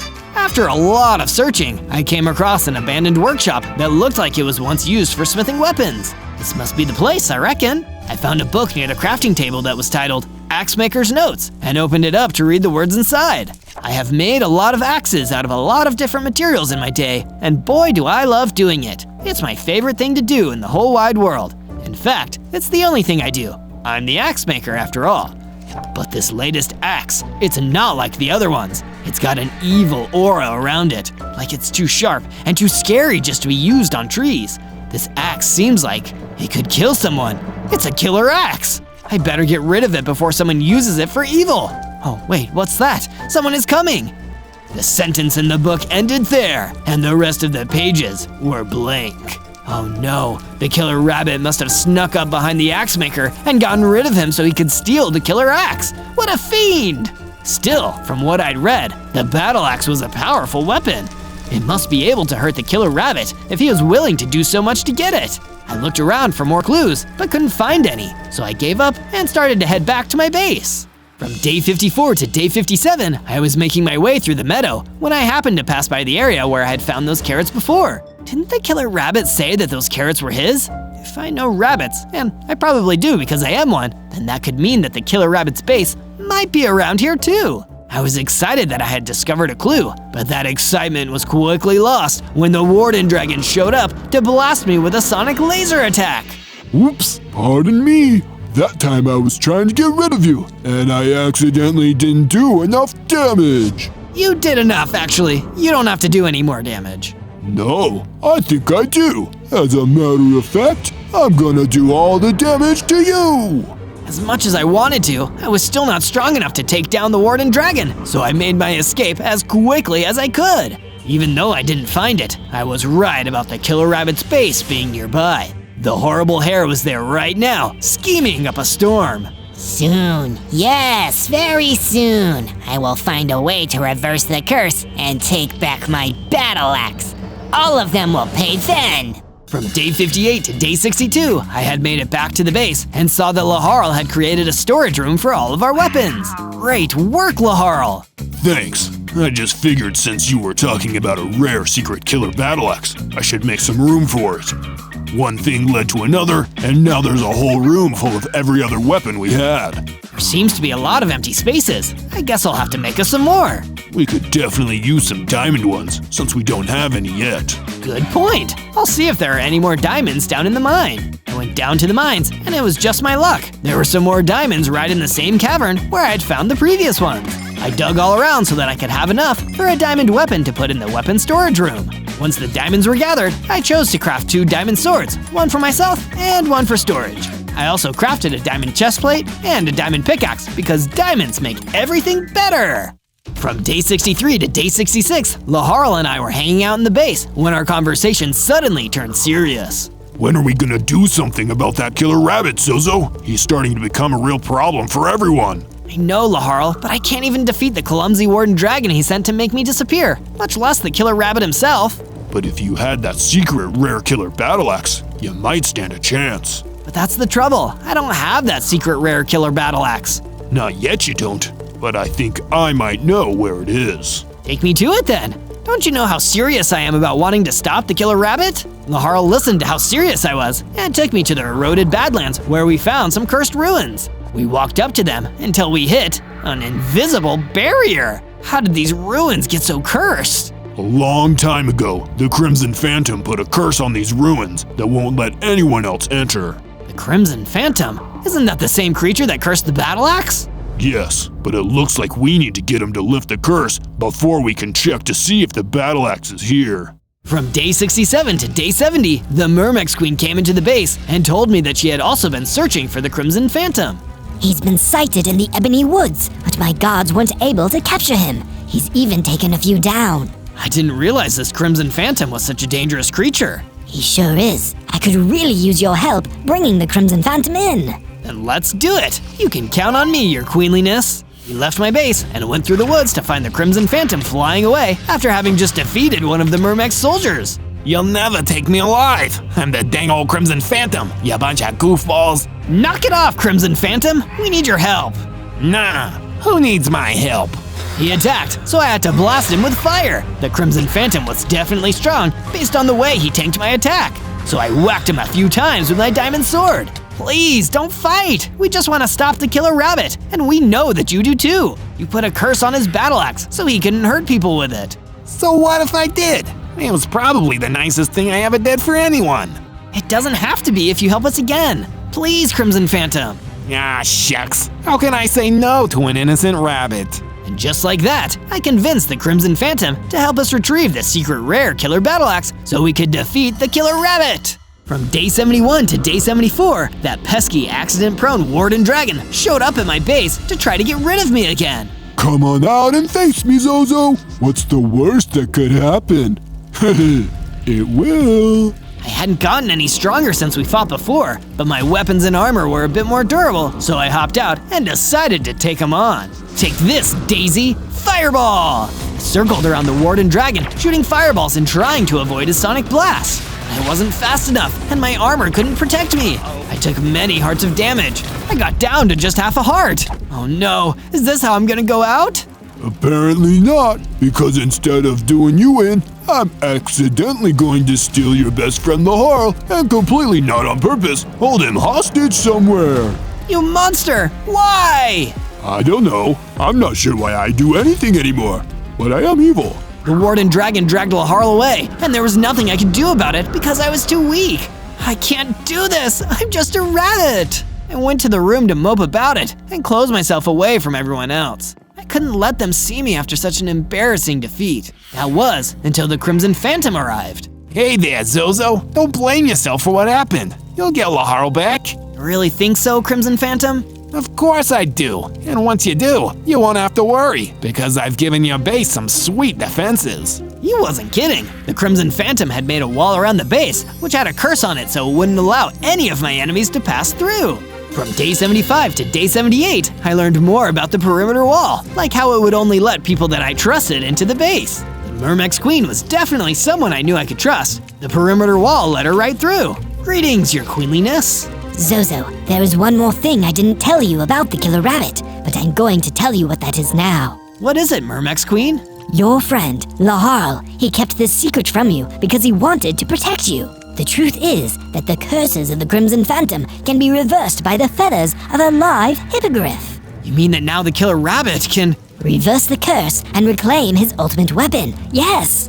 You must go and rescue Laharl before the killer rabbit extracts his feathers. I will. I think I know now where in the meadow his base is. The Mermex Queen gave me some javelins to serve as a ranged weapon and wished me luck as I departed. From day 79 to day 84, I searched for the killer rabbit's base in the meadow. I knew that it had to be somewhere around where I had found that fateful carrot patch. Sure enough, Oopsie Daisy the Warden Dragon was wandering around in plain view of that area. He had taken Laharl captive earlier, and now he was going to tell me where he was. Hey you, give me back my friend.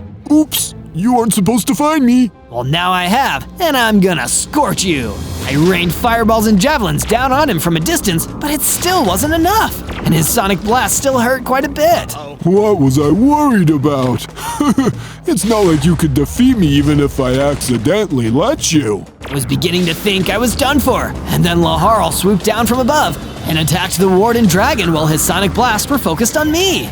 Oh no, I should have seen that coming, but I accidentally did not. Laharl's attacks did enough damage to bring the Warden Dragon down and defeat him for good. After the Warden Dragon was defeated, I approached Laharl. Laharl, you're free. I sure am, Zozo. That Warden Dragon accidentally let me go before we even got to the lair of the killer rabbit. I've just been down here in the meadow, trying not to get caught again. At any rate, I'm glad you managed to get away. I was worried about you. I found something else while I was down here. A golden apple that is said to imbue the one who eats it with true strength, as long as they are pure of heart. It's yours now, Zozo. Gee, thanks! I'm starving! I ate the golden apple and could feel myself transform. I must have been pure of heart because I grew into a supersized fire rabbit and had a grand total of 60 hearts. My jump was given a big boost too, allowing me to reach higher heights than ever before. From day 85 to day 89, Laharl and I went back to the base where things were once again becoming super ultra serious all of a sudden. Zozo, it is time. I'm gonna take you back to the eroded Badlands so we can get that battle axe. But how are we going to bypass the curse? Oh wait, aren't your feathers the way to do it? Yes, my feathers can make a magic key that will let you get through. I held off on telling you until I was sure that you were pure of heart. But now that I know you are, and that you won't become another killer rabbit once you get the battle axe, I can give you the key. Laharl gave me a bunch of his hippogriff feathers, and I crafted them into a key. Use the key at the ruin. It'll be like I am with you. I did as my good friend Laharl said, and traveled back to the cursed ruins in the eroded Badlands. With the magic key, I was able to bypass the curse and enter the ruins. Inside, I found the battle axe, lying in wait for me to claim it. I'm gonna put the magic key that Laharl made away. It'd be pretty silly if I accidentally reversed the curse and made it so that the killer rabbit could use the killer axe. After I had safely stowed the key, I took the secret rare battle axe from its place and left the ruins. From day 90 to day 94, I stepped out of the ruins and found the killer rabbit standing out there to confront me in the eroded Badlands. How do you do, fellow rabbit? It's over, KR. I have the battle axe now, and you'll never break the curse on it. That's the thing about you, Zozo. You always think you understand everything. That's why it's so easy to trick you. Nuh-uh. This time I do understand everything. I understand that you are a ruthless monster who must be stopped before he hurts anyone else. But think of what we could accomplish if you joined me. Nobody would disrespect us bunnies anymore. We would be the top of the woods. I'll never join you, killer rabbit. Suit yourself. By the way, I accidentally picked up some feathers that your hippogriff friend Laharl dropped down in the meadow. That's not good. The killer rabbit leaped forth and wrestled with me for the axe. I was a strong rabbit, but he was still stronger. And before I could stop him, he reversed the curse on the axe and took it back. No, you tricked me. I thought I understood, but I didn't. You're too naive. Now wallow here in this sand pit. He jumped on the sand I was sitting on, and the impact of his landing made the sand collapse, so I fell into a deep hole. From day 95 to day 97, I used my boosted jumps to slowly but surely make my way back up to the surface of the eroded Badlands. There was no time to lose. Now that the killer rabbit had the super secret rare killer battle axe, he was going to go on his biggest spree of attacks yet. And I know who he's gonna go after first. I rushed back to the Sika Woods and entered the hive of the Mermex Queen.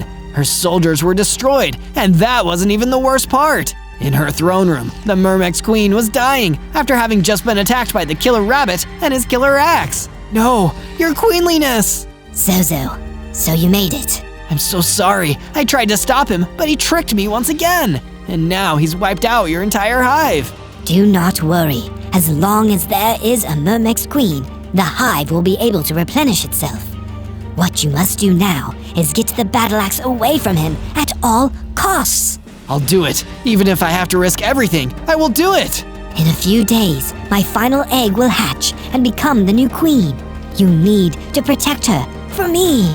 I will, your queenliness. She passed on, leaving me behind in the world that I must save. On day 98, I returned to my base in the Ebony Woods and found that the perimeter wall and the rest of the base was destroyed. Laharl was there, but nobody else had survived the attack. He came for the Crimson Phantom, Zozo, to make sure that he was never cursed again. Now the battle axe is his forever. Don't say that, Laharl. I know that you and I get serious sometimes, but we always keep on trying to make things better. The only reason he left me alive is in case anyone else cursed the axe, so that I could reverse it. So that killer rabbit only spared you for his own reasons. That makes me so mad. He'll probably fool you again if you give in to your emotions. Well, my emotions are pure right now, and every spark of fire in my being demands justice. Then what the heck? Go get that battle axe. You're strong enough now. I can feel it. Laharl cheered me on as I marched off through the woods. On day 99, I arrived in the meadow with a burning passion in my heart. I was ready to take down that killer rabbit with all my strength and all of my fire. Once I was inside his base, I came face to face with my nemesis once more. You never learn, do you, Zozo? Like fire, you think you're bright, but when it rains, you go out. The only reign I see now is your reign of terror, and it ends here. A clever use of two words that sound alike, but you've forgotten already that I have the killer axe. Actually, it is you who has forgotten. That battle axe was accidentally forged to be evil, but it was touched by a hero who was pure of heart. I jumped at him, and once more, we wrestled with the axe. This time, I managed to get it away from him and ran out of his base. The secret to the battle axe that I was finally able to understand was that it was cursed twice. Once I was back home, I used some more of Laharl's feathers I found in his base to undo the first curse that happened when it was made, turning it into a weapon of pure goodness and justice. Now, no evildoer could ever wield it. Only I could wield the battle axe. On day 100, I returned to the meadow with the new and improved super justified hero axe and faced off against the killer rabbit. Why did you come back? I might have let you live for a while. I had to. There's a whole world out there that needs to be protected from rotten rabbits like you. There is a young Mermex Queen who will hatch today. There is a hippogriff who is my best friend. For them, for everyone, my fires of good will burn out your evil. The killer rabbit hopped at me, but with the battle axe in my hand, my attacks were strong enough to take his hearts away. Curse you, Zozo! Haven't you got it yet? I can't be cursed. I blasted him with fireball after fireball, and then swung the battle axe down on him, ending the fight. There is a new rabbit in this land, and he's a protector rabbit. On day 1, I spawned into the Amaranth Fields as a golden gorilla. Now it looks like I'm a gorillionaire. Well, a baby gorillionaire anyway. But I bet with my hard work, I can get bigger, stronger, and even shinier. My golden gorilla voice was a little too loud though, because it attracted the attention of someone who wasn't so nice. A strange green man in a crown emerged. Wee-hee-hee! 'Tis me, the great and glorious Goblin King! All will bow to my excellence! Oh, hi, Goblin King. Your Highness, I'm Zozo, the golden gorilla. No!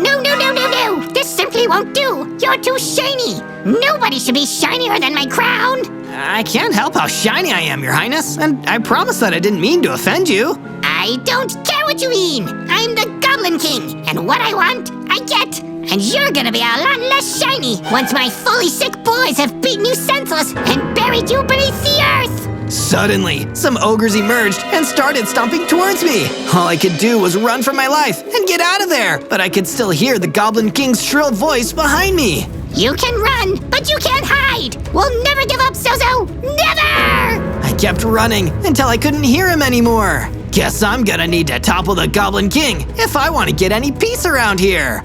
On day 2, I started exploring more of the Amaranth Fields. It's pretty nice out here, but I guess looks can be deceiving if the Goblin King and his ogres are running around here, and I've only got 10 hearts. I'd better find something to eat, and fast! Luckily, I stumbled on an apple tree. I used all of my baby gorilla strength to shake the apples down from the tree and gobbled them up. That really hit the spot. I love apples. Good choice for your last meal then. Get it? Because you're dead meat, shiny boy. I turned around and saw the Goblin King's ogres charging toward me. Uh-oh, I don't think I'm ready for a fight, but I guess I don't have a choice. They attacked me, and I tried my best to fight back, but they were way too tough for me, and there were so many of them. It's only my second day. It can't already be over for me. No! Hang on, little gorilla. I've got this. A gobber jumped into the fray, fighting off the ogres long enough for me to get away from them. Follow me. Let's get you out of here before more of these jokers show up. By the way, my name's Greg. I'm Zozo. On day 3, I followed the friendly gobber to his campfire. Thank you for saving me. Don't sweat it, kid. Any enemy of the Goblin King is a friend of mine. He hates me just because I'm shiny and golden. Don't take it personally. That attention hog can't stand it if anyone else is special. That's why so many of us are trying to overthrow him. Everyone deserves to shine, not just that so-called king. Here, I got someone you should meet. The gobber introduced me to a goblo sitting near the fire. I told the goblo that I was the Goblin King's latest target. Tough luck, Zozo. Sorry to hear that. But you're in the right place if you want to end the Goblin King's regime. We've been working on it for quite some time, and I get the feeling you'll be a great help. You'll need to get a lot stronger first, though. Think you can do that? Yes, I do. That's what I like to hear. First things first, you're gonna need a base. Get to work building one. I'll send Greg along to help you out. Thank you so much. Don't ever let them dull your shine, Zozo. From day 4 to day 5, I got to work building a base. Before I can build anything, I'll need some wood and some tools. I gathered enough wood to craft a wooden pickaxe, then used that pickaxe to gather some stone. Now I can use this to make a full set of tools. I'd better hurry up so I can build my base before it gets dark. I crafted a set of stone tools, and then it was finally time to build my base. A room for me and a room for Greg. There, looks pretty good. It's small, but I'll have time to build more later. Greg, come check out our new home. Sweet digs, kid. I like it. Great place to hang my hat for a little while. But you're not wearing a hat. Well, if I get a hat, I'll have a place to hang it. Hey, kid, look out behind you. I turned around and was jumped by a garch. This time, though, I had a sword to defend myself. I fought back and managed to defeat the nasty creature. Hey, I did it! Oh, I feel kind of funny. Suddenly, I grew bigger, and I felt my hearts increase to 30. Awesome! I yelled with excitement, and a blast of fire came out of my mouth. Careful with that fire breath, buddy. Don't burn the house down. Sorry. From day 6 to day 8, I took my new set of tools, improved strength, and super cool fire breath, and went out exploring. I traveled to the jungle, where I spotted a poor, innocent little Kato being attacked by a Shadowneer. Hey, cut that out! The Shadowneer didn't listen, so I had to make him listen with a blast of fire breath. He got pretty angry about being burned, but I had my sword ready to go, and we battled it out. The Shadowneer was tough, but I was tougher, and I managed to win the fight. You're safe now, little Kato. Thank you. I've never met a hero like you before, but I'm afraid I'm still not safe. I was trying to run away from a bigger, badder monster when that Shadowneer attacked me. See, my house was invaded by a Reaver. He kicked me out and said if I tried to come back, he'd kill me. Could you help me get my home back? That's terrible. Of course I'll help. From day 9 to day 10, I followed the little Kato to his house. And sure enough, there was a huge, scary-looking Reaver standing guard outside. Hey, I told you to clear out of here. Maybe you didn't learn your lesson last time. Do I need to tell you again with more pain? The only one who's gonna get hurt around here is you. What? You're here to fight me? Ha! You're tiny, like a little gold statue of a gorilla. You don't scare me. Well, maybe this will. I opened my mouth and shot a blast of fire breath at the Reaver, but he didn't even flinch. Oh, thanks. I was getting kinda chilly. Now it's my turn. Uh-oh. He launched himself at me, knocking me back. He was way too strong. I don't think I'm ready for this fight. I'm so sorry, little Kato. We've got to run. But I promise I'll come back and finish the job once I'm strong enough. I ran away as fast as I could, the little Kato right by my side. Until we get your house back, you can come stay at my base with me. From day 11 to day 12, I escorted the little Kato back to my base. I'll need to build another room, so he has somewhere to sleep. I got to work, and before long, I had added on a room for my new guest. Here you go. I hope you're comfortable here. Thank you so much! I wanted to give you something in return for letting me stay here, but I didn't have anything with me, so I hope you don't mind, but I added something to your base. Come take a look! He showed me a brand new storage hut. I figured you could keep things in here. Weapons, I guess, or whatever you want. It's great! Thank you! Now you get some rest. I've got more work to do. Wait, before I do, are you the golden gorilla that the Goblin King is trying to get rid of? I sure am. Oh, I'm so sick of that Goblin King. He wasn't always in charge, you know. He came here a little while ago with an army of ogres and scared everyone into listening to him. No one even knows where he came from or if he's a real king at all. No wonder he's so worried about being outshined. Thanks for the info, little Kato. My name is Lyle, just by the way. I'm Zozo. Nice to meet you. Lyle went off to take a nap, and I headed into a nearby cavern to do some mining. I gathered some iron ore, perfect for upgrading my gear. I used a furnace to smelt the ore into iron ingots and crafted an iron pickaxe and an iron sword. I still feel like the base is missing something. As I was brainstorming, I spotted a herd of sheep grazing nearby. Hey, sheep! Why don't you come live with me? I built them a sheep farm to live in and herded them inside. Not too bad, if I do say so myself. From day 13 to day 15, I was trying to come up with ideas on how to grow stronger. I decided to talk to Greg and get some advice. Hey Greg, I'm running out of time to get strong enough to defeat the Goblin King. What can I do? Well, kid, when I want to get stronger, I get out of my comfort zone. Try going somewhere new, maybe fighting some new enemies. You'll never grow just staying in the same place all the time. Great idea. I'll go back to the jungle. That was a pretty intense place. I traveled back to the jungle and started exploring the unfamiliar terrain. While I was walking, I spotted some familiar faces, the ogres. They were too strong for me before, but I think I'm ready to try again. Hey, remember me? Hey, look! It's the Golden Gorilla! Let's get him, boys! I opened my mouth and shot fire breath at them, engulfing them in flames. Ouch! Where'd you learn to do that? I didn't answer their question. I just drew my iron sword and attacked again. This time, they were the ones who weren't prepared. And one by one, I defeated them all. I did it! I did it! Hey, what's this? There was a health potion on the ground. They must have dropped this. Well, finders keepers. I drank the health potion, and right away, my hearts increased to 60. Woohoo!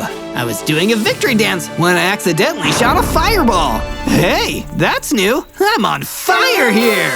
From day 16 to day 19, I followed Greg's advice and kept exploring. My journey took me all the way to the desert. It sure is hot out here. I wish I had a nice shady tree to sit under. Oh, and some coconuts. But instead of coconuts, I found a book. The Book of Information. Information about what? I guess I'll see. It says the Goblin King was once a lonely little goblin underling, the lowest of the low. One day, he had enough of being bossed around. He snuck up on the leader of his kingdom, destroyed him with a sneak attack, and stole his crown. Now, he lives in fear of being seen as the fraud that he is, and having someone take his place. Wow, I'd feel bad for him if he wasn't trying to kill me. Get that gorilla! I was suddenly ambushed by more of the Goblin King's ogres. But with my new fireball attack, they didn't stand a chance. I burnt them all to a crisp and vanquished them. Hey, I'm getting pretty good at this whole fighting thing. From day 20 to day 22, I traveled back home to my base. Time to go back into the mines and see if I can upgrade my gear some more. I entered the mine and quickly found some iron ore. After I smelted it into ingots, I was able to craft an iron chest plate. With my new attack, my new strength, and this armor, I think I can finally fight that Reaver. So I traveled back to Lyle's house, where that nasty Reaver was still stomping around like he owned the place. Back for more. Can't get enough of the taste of defeat. You can't just take people's houses. I'm going to show you what happens when you do. I hit him with a fireball, and this time it worked. It knocked him back. While he was recovering, I got my sword and rushed at the Reaver, swinging my blade as hard as I could. He attacked me, but I came back at him even harder. A couple of hits later, he was down. Whee! Well, look at that! You're getting stronger, I see! It was the Goblin King. He was watching me from behind a nearby tree. I'll have to send stronger minions to get rid of you, it seems. No matter! I will! I always get what I want, you know! Only because you sneak up on people. You'll never win in a fair fight. Well, we'll have to sort out that, won't we? I have grand plans for your demise, Zozo! Such grand plans! Whee! And with that, he disappeared. From day 23 to day 26, I ran back to my base as fast as I could. My encounter with the Goblin King had shaken me up a little bit, but I was still excited to give Lyle the good news about his house. Lyle! Guess what? The Reaver is finally gone! Really? That's amazing, but... Oh no, what is it? It's just, I've been having so much fun staying here with you guys. Do you think I could keep living here instead? Sure, stay as long as you want. With that settled, I ventured back into the mines to look for some more iron ore. After I found enough, I smelted it into ingots and crafted a new iron helmet and a pair of shiny iron boots. While I was trying on my new armor, Lyle came to see me. Hey, Zozo. As a thanks for everything, I built a perimeter wall around the base to help keep us safe. So nothing like the Reaver attack ever happens here. I went outside and checked it out. That's amazing. I feel safer already. From day 27 to day 31, I headed back out to the desert to continue exploring in the harsh climate. I was kicking around the sand, getting lost in my thoughts, when I saw something. A silver lobo sat under a palm tree. Hey, you're the gold guy who beat up all those ogres. I sure am. Well, that was super neat of you. If you're still in a heroic mood, I could use some help. Any chance you have a place I could stay for a while? The Goblin King doesn't like how silver I am, and I'm scared he'll send more ogres after me. He's doing the same thing to me for being gold. I'd be happy to help. Follow me back to my base. You can stay there. The silver lobo and I headed back to my base, and when we got there, I'd take a second to shear my sheep and gather some wool. Hey, this gives me an idea. I decided to hang some decorative banners on my base just to spice up the place. These really class up the place. Sweet banners, kid, but sorry to interrupt. Goblo needs our help. Who? Goblo the Goblo. You met him when I saved you. Now it's your turn to help me save him. Quick, let's go. From day 32 to day 35, Greg and I traveled back to the Goblo's campfire to see what was going on. When we got there, a whole horde of ogres was making a mess of the place. Goblo was way outnumbered. Goblo, we're here to help. Oh, how sweet. Baby Gorilla thinks he can save his friend. Well, you're too late, loser. I shot a fireball at them, destroying them in one hit. But when Greg and I rushed over to check on Goblo, he was already halfway gone. Thank you for coming, boys, but I'm afraid they were too much for me. I don't have a lot of time left, Zozo. You can finish what I couldn't. Defeat the rest of the ogres. I will. And just like that, Goblo was gone. From day 36 to day 39, I didn't want to go home after losing Goblo. I needed to get my mind off of things. So instead, I traveled to the jungle to look for some bad guys to fight, or someone to help. I just need something useful to do. Are you talking to me? There was a Rouge Tomato suddenly staring at me. No, I was talking to myself. Well, could you be talking to me? If you're trying to be useful, I need some help. Sure, what's going on? Well, I need help taking on a rattlesnake near here. He's really messing up the neighborhood, kicking everybody out. I need some muscle to get him to lay off. You got it. It didn't take me long to find the rattlesnake. He was hissing and pacing back and forth, looking for trouble. Well, he found it, and trouble was me. I took him out with a few quick fireballs and a finishing move with my sword. your rattlesnake problem is all taken care of. Thanks. You're a swell guy. Not like that freak in the crown who came through here earlier. The Goblin King? Yeah, that's him. Said he's trying to recruit new goons to help him get rid of some gold monkey or something. Sounds like a bad scene. And seems like the kind of guy who doesn't ever fight his own fights, but still wants to act like a tough guy. If you're not a fighter, just admit it to yourself. That's what I did, and it worked out. Yup, thanks for the info. Yeah, forget about it. From day 40 to day 43, I left the friendly, but kinda weird, Rouge Tomato behind and walked back to my base. When I got there, Greg was waiting for me, and he looked excited about something. Hey, kid, I thought we could both use some cheering up, so I added some couches to the base for hanging out. And I was thinking, maybe we could invite some more friends to stay here with us. Absolutely, the more the merrier. Great, my other goblin friend should be here soon. A little while later, Greg's friend arrived and settled in. Nice to meet ya. After a while, the Silver Lobo I helped out before came to find me. You've already done so much for me, but could I ask for one more favor? I left my favorite book behind, and I can't go back and get it without being attacked by some really scary monsters. Could you go look for it for me? I'll do my best to get your book back. We can put it on one of those shelves when I do. From day 44 to day 49, I trudged out to the desert to look for the Silver Lobo's book. I don't see any books, I just see a ton of sand. I don't like sand at all. It's so coarse and rough, and it gets everywhere. As I was digging through the sand looking for the book, the Goblin King ran up from behind me. Wee-hee-hee! Tremble in fear! It's me! I'm not scared of you.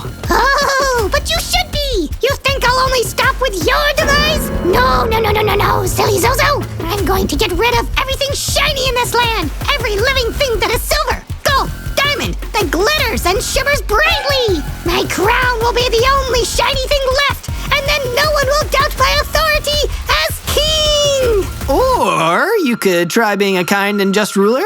Are you kidding me? That sounds terrible! Sorry, Zozo, but I have to run! Bear with me! What? Sorry, I misspoke! I have a bear with me! Enjoy fighting my bear! Bye! The Goblin King ran off, and a massive, hulking grizzly bear ran in! From day 50 to day 53, I faced off against the Goblin King's mighty grizzly bear. The grizzly bear charged at me. I fought back with a fireball and jumped out of the way before he could scratch me with his claws. But the bear was tough, and he came at me again. This is my hardest fight yet. It was difficult, and the bear was much bigger and stronger than me, but I was better at dodging. And I had fire powers that most bears don't have. And all of that helped me win in the end. Phew, that was a close one. I'm glad I made it. Ooh, sparkly. The grizzly bear dropped a diamond on the ground during the fight. I should take it with me. I bet I'll need it later. From day 54 to day 57, I continued my search for the Silver Lobo's book. She said there were scary monsters involved, but I haven't seen anything but sand. And that bear, but that wasn't normal for this place, I'm pretty sure. Finally, I happened upon a specter. I don't think it's that scary, but I bet that's what she's talking about. Hey, did you take someone's book? The specter didn't answer me. It just started attacking. Well, I guess that's your answer. Fireball! I blasted the specter with a fireball, and I totally vaporized it. Sure enough, it dropped the book. What's this book about, anyway? Seems like a lot of trouble for one little book. Oh, it says my diary on it. No wonder she wanted it back. I ran back to my base and delivered the book to the Silver Lobo. Thank you, thank you, thank you. You're the nicest golden gorilla I've ever met. Not that I've met any others. There used to be more of you, I've heard. And other gold creatures. But the Goblin King has been getting rid of them ever since he took the throne. It's just terrible. Well, I can't let him get away with it anymore. From day 58 to day 62, I expanded my sheep pen to make room for even more sheep. There, now you guys can spread out a bit more and have some room to roam. They didn't say anything back, but I think they were happy about it. Next, I returned to the mines. The diamond the bear dropped got me thinking. I want to craft some diamond gear. I gathered some diamonds and used them, along with the diamond the bear dropped, to craft a diamond pickaxe and a diamond sword. Now I'm even shinier than ever. Take that, Goblin King. When I climbed back out of the mines and went back to my base, Greg was waiting for me. Welcome back, kid. Since we've got more folks staying with us now, I took the liberty of letting them invite even more friends over. Hopefully you don't mind. Of course I don't mind. You know what I say, the more the merrier. From day 63 to day 66, I tried to decide where to go next. I need to keep getting stronger so I can stop the Goblin King from carrying out his evil plans. But what should I do next? Zozo, I just got a letter from my friend in the lush tundra. She said that there is some kind of dangerous creature out there making trouble, and it might be working for the Goblin King. If you play your cards right, you could get fighting experience and some information, all at the same time. Wow, that's like getting two things with only one thing. Awesome! I traveled to the lush tundra, and a huge warped toad leapt into my path. Uh-oh, this must be the creature making trouble. I got my sword ready and was taking a deep breath to unleash some fire on the toad when she spoke. Wait, no! I'm Alex, Lyle's friend. I'm the one who asked for your help. You're Zozo, right? Oh, sorry, my mistake. So if you're not the one I'm here to fight, who is? From day 67 to day 70, Alex the warped toad led me to the danger she had told me about, a warped Moscow hovering menacingly above the ground.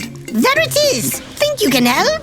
I sure do. Time to squash that bug. Be careful! That's one mean Moscow! I listened to Alex's warning, and I approached the warped Moscow slowly. But as soon as it saw me, it started buzzing aggressively and swooped at me. I had to dodge and counter with a fireball. The warped Moscow couldn't get away in time, and the fireball hit it, knocking it down. I took my chance to finish it off right then and there. I did it! Your Moscow troubles are over, Alex. Thank you so much! Lyle wasn't kidding! You really are a hero! I'm just trying my best. I only hope I'm going to be enough of a hero to take on the Goblin King. From day 71 to day 74, I decided to explore the lush tundra a bit more. I already came all the way out here, I might as well get a good look. As I was exploring, I spotted a sign that spelled out Z-O-Z. I didn't know what that means, but it's almost my name. That reminds me, if you want to see more Zozo videos, you can find them by searching Z-O-Z-O. I arrived in a new part of the lush tundra and saw a chest there. Oh, I wonder what's inside. When I opened it, there was nothing in there. Oh, that's disappointing. Wee-hee-hee-hee! Sorry to see you so sad, Zozo! Just kidding! I love to see you sad! Hee-hee-hee! You'll never beat me! I was so angry, I shot a fireball at the Goblin King, but he dodged it and attacked me. He was still way too strong for me to fight him and win. Just you wait. I'll get stronger, and then you'll know how it feels to lose. I didn't want to, but I had to get out of there. From day 75 to day 78, I ran all the way back to my base. When I finally got there, I was so mad that I locked myself in my room. I can't believe I had to run away like that. I'm such a loser. I heard someone outside of my room, and when I went to check, the Silver Loba was standing there. Sorry to interrupt, but I wanted to show you something. I've been heading on to the base. Want to come look? Okay. I followed her, and she led me to a new watchtower. You built this for me? I wanted to cheer you up. It'll help keep us all a lot safer, in case the Goblin King tries anything sneaky. That's so great. Thank you. I feel better already. I've also got something that might help, too. Greg came over and handed me a novelty hat. It's silly, but I told you a home is a good place to hang your hat. So, I got you a hat. When I put the hat on, I felt a lot better and stronger too. Before I knew it, my hearts increased to 100. I jumped for joy, and I jumped way higher than usual. Whoa, a jump boost! Thank you so much! From day 79 to day 84, I ventured back out into the lush tundra to look for the Goblin King. Now that I'm stronger, I want to try and fight him again. I looked all over, but didn't see him anywhere. I did see some Black Death though. Close enough for now. Still an evil force I can test out my new strength on. I fought the Black Death and beat it easily.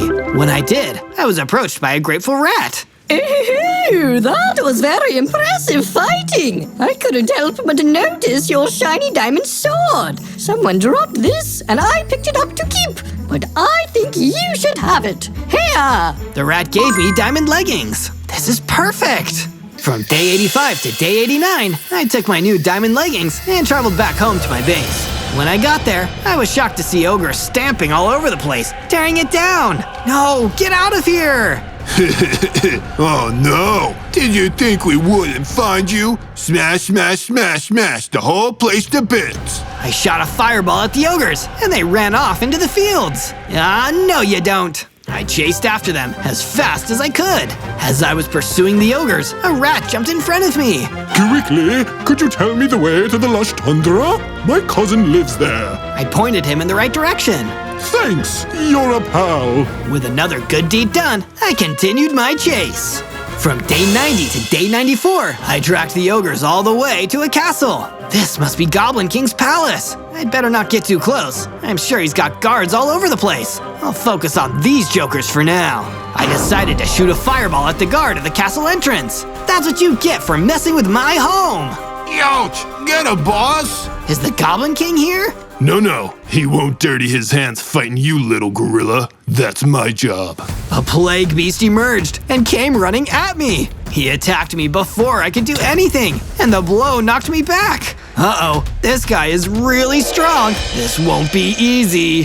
From day 95 to day 97, I continued my battle against the plague beast. It was, by far, my most dangerous fight yet. I've got to make it through this. I can't let the Goblin King win. He's already won, fool! There are only a handful of days left before his army will sweep the land, imprisoning any that dare to try to outshine the king! No! I won't let that happen! I used my jump boost to jump out of the way of his next attack and blasted him with a fireball. Then I came at him with my diamond sword and finally turned the tide of the fight. I was going to win!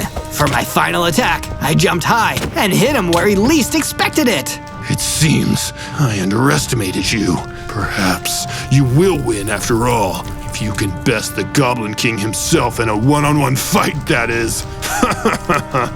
I will, no matter what. I'm going to do whatever it takes to defeat the Goblin King once and for all. And just like that, the Plague Beast was defeated. On day 98, I returned to my base with a renewed sense of purpose. This golden gorilla is going to win. I just know it. I've come a long way, and I know I still have room to improve, but I feel like a real hero now. Brighter, stronger, and shinier than ever. First, the Silver Lobo spoke to me. You are Zozo. Here, take this health potion for help on your quest. I believe in you. We all deserve to shine, and you shine brighter than anyone I've ever met. That means a lot. Thank you. And then, Greg. Hey kid, I'm proud of you. Don't leave without your hat, okay? I would never. And finally, Lyle. Remember, the Goblin King only wins fights by sneaking up on people. Don't let him sneak up on you, and you'll be able to defeat him. Thank you for believing in me. I'll try my best. On day 99, I set off on my journey to the Goblin King's castle. I passed through the lush tundra on my way and remembered my success there. I was able to help so many people, and if I can pull this off, it'll help so many more. Finally, I reached the castle. It was crawling with ogre guards. I'll never get through all of them without the Goblin King finding out I'm here. If he does, he'll be able to sneak up on me. As I was trying to come up with a plan, Alex, the warped toad, jumped out of hiding and started attacking the ogres. Alex, you came to help me. We toads believe in reciprocity. You helped me, I help you. Now get inside and finish this. Alex led the ogres away, and I began to sneak into the castle. On day 100, I crept my way into the castle. That's where I saw the Goblin King looking at horses. I thought about attacking him, but I realized that would be wrong. I'm not like him. I want a fair fight. Hey, stop horsing around. What? What's happening? Oh, wee! Zozo, I see! You've come to my palace to turn yourself in? No, I'm here to fight you. Fair and square. No tricks. A Goblin King always has a few tricks up his sleeve.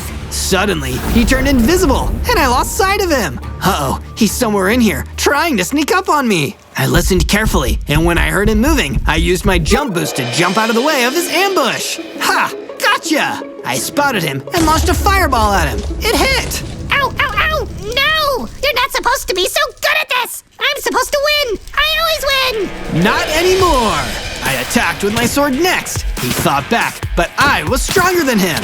I had learned how to defeat the forces of evil, and after a difficult fight, I finally did! The Goblin King crown fell on the floor at my feet. If I were like you, I'd take this, but I don't want to be king. I just want to go home and hang out with my friends. I'm ending this reign of terror, here and now. And with one last fireball, I finished him off. It was finally over! I did it! Time to go home, hug my friends, and take a well-deserved nap. From now on, things are gonna be good as gold.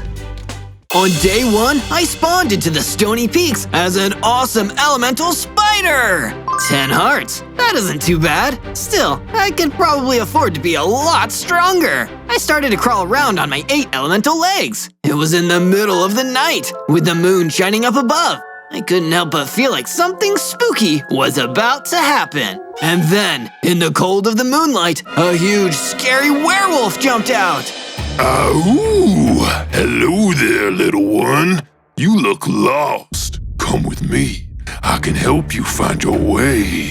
My, Mr. Werewolf, what big teeth you have.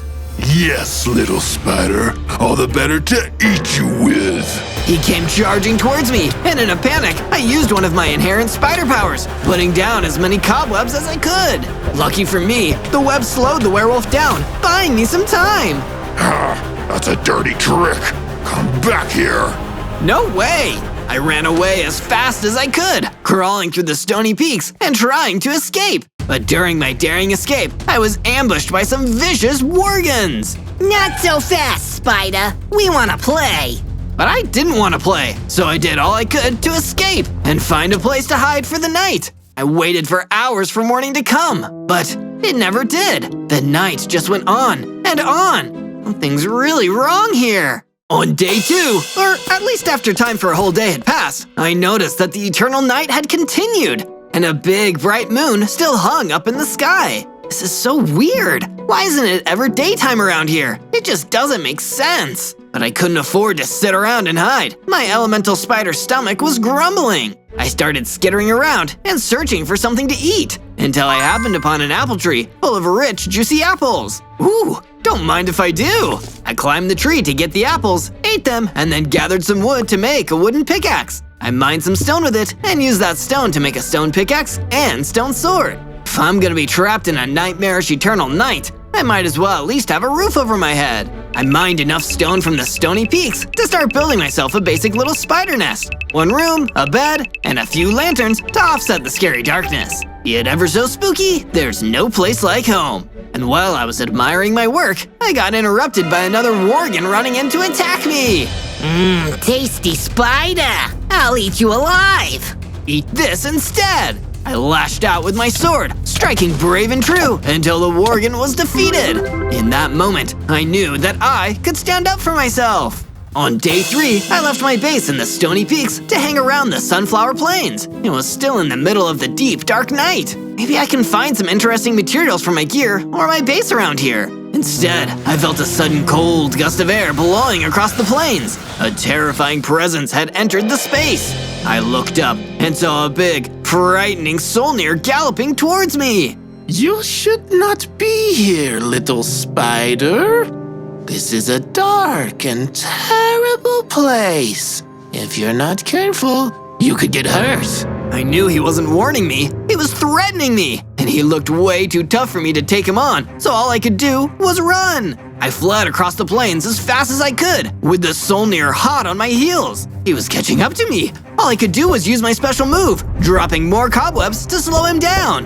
You can't keep running forever, Zozo. I'll get you eventually. I was able to get out of there while the Solnir was trapped. I felt bad about running away. I need to stick to my guns and stand up for myself, or I'm never gonna solve this problem. Out of my way, fool! I looked down and saw a strange little creature standing at my feet. Who are you? Who am I? I'm the Onion Queen, you knave, and you will bow before me. My castle was destroyed in a worgen attack, and now I need to seek out a new castle. Well, Your Highness, why not come and stay at my base? I'd appreciate the company. This is agreeable, but only if my room is extremely elegant. From day 4 to day 5, I returned to my base in the Stony Peaks with Her Highness, the Onion Queen. This place is a horrible dump, Zozo.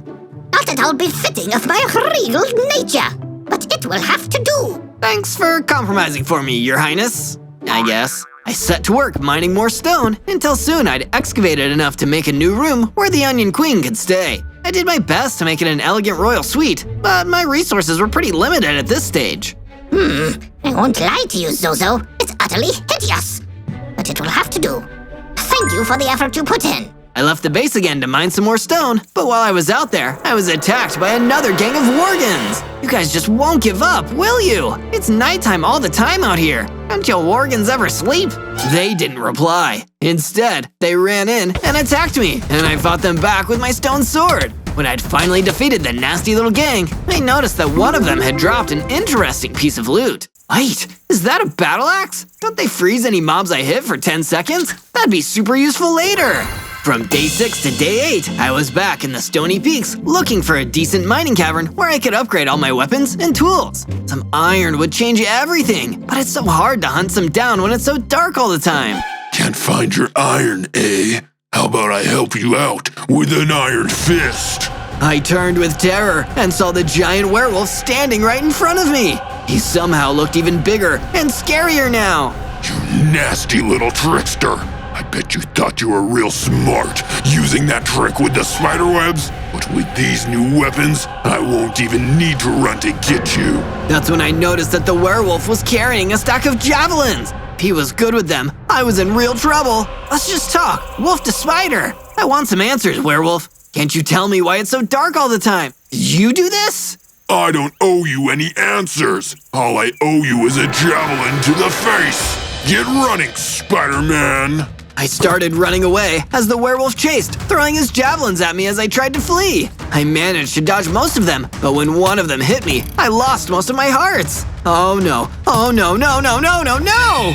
I knew if I took another javelin, I'd be doomed. I needed to make a plan, quickly. Wait, I've got it! I used my cobweb power again, building a wall of them. It wouldn't keep him back for long, but it might at least block some of his javelins. I've never been happier to be a web slinger. With the little time that bought me, I'd managed to escape the wrath of the werewolf yet again. From day 9 to day 10, I was resting in my base, still recovering from that stressful attack by the werewolf. Boy, when the sun doesn't come out, it feels like there's no motivation to get up and get going. But I didn't just get to laze around all day. Instead, the Onion Queen suddenly burst into my room. Zozo, get up this instant! Your queen demands it! You're never going to get anything done if you can't even get out of bed! Sorry, Your Majesty. I didn't mean to upset you. I've taken the liberty of improving your base to make it live up to my own royal standards. Go check outside. I've begun work on constructing a great statue to inspire you into action for my honor. I went outside and saw that the Onion Queen had been true to her word. She'd started building an amazing statue for me, but I couldn't tell what it was just yet. What about you? What do you guys think? Do you know what the Onion Queen's statue is gonna be? Let me know down in the comments. The Onion Queen wasn't done. She'd also made several other base upgrades. A training room where I could work hard and get stronger, and even a furnace to smelt metal ores and diamonds with a storage room where we could keep all of our supplies. You've outdone yourself with all this, Your Majesty. What can I say? I've always had a knack for architecture. It runs in the royal bloodline.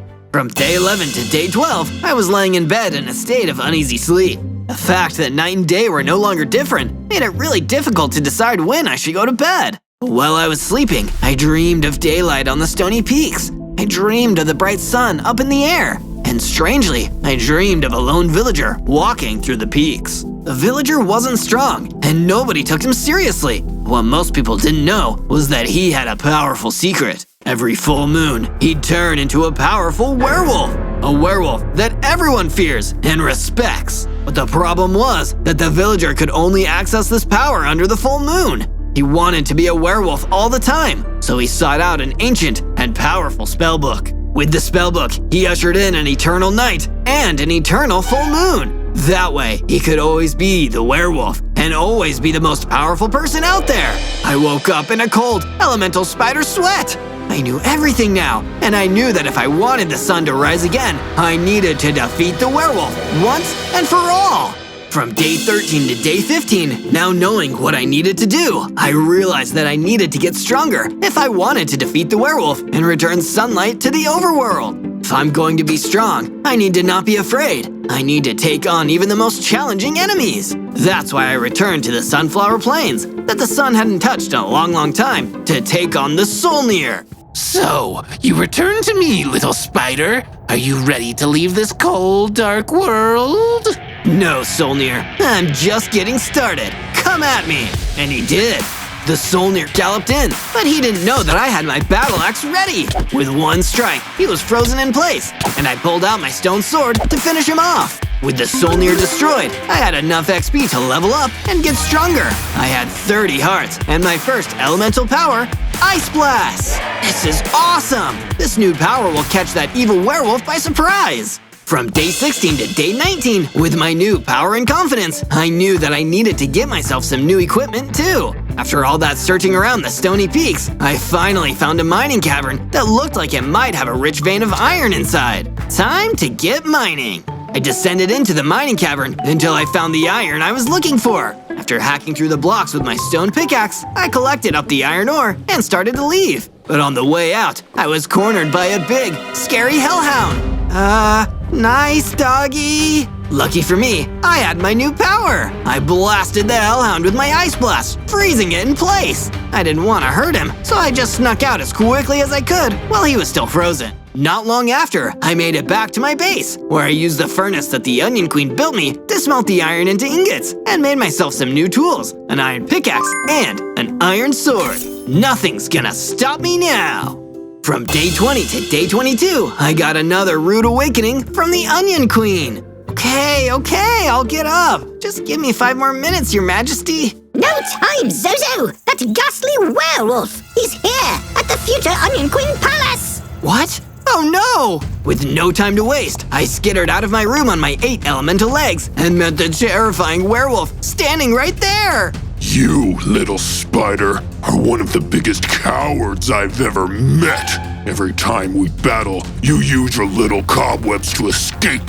So now, I've come to you. No way out. Are you ready to meet your doom, Spider Boy? My name is Zozo, and this time I'm ready to take you on one-on-one.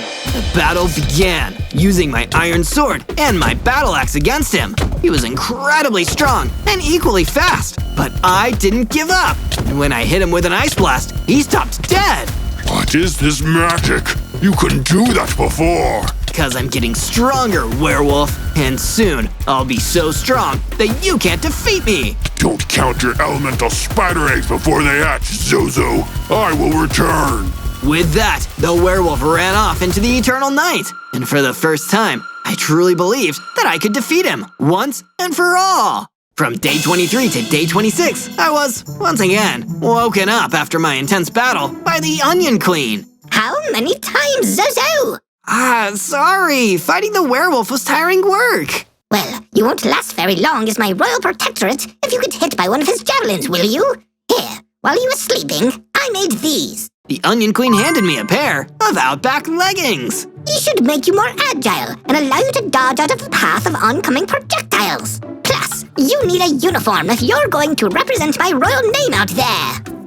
These are a pretty good fit. Not sure they're my color, though. You'd better wear them, Zozo. As royalty, I have demanded it, and that means what I say is now law. Any more laws you want to decree, Your Highness? Yes, actually.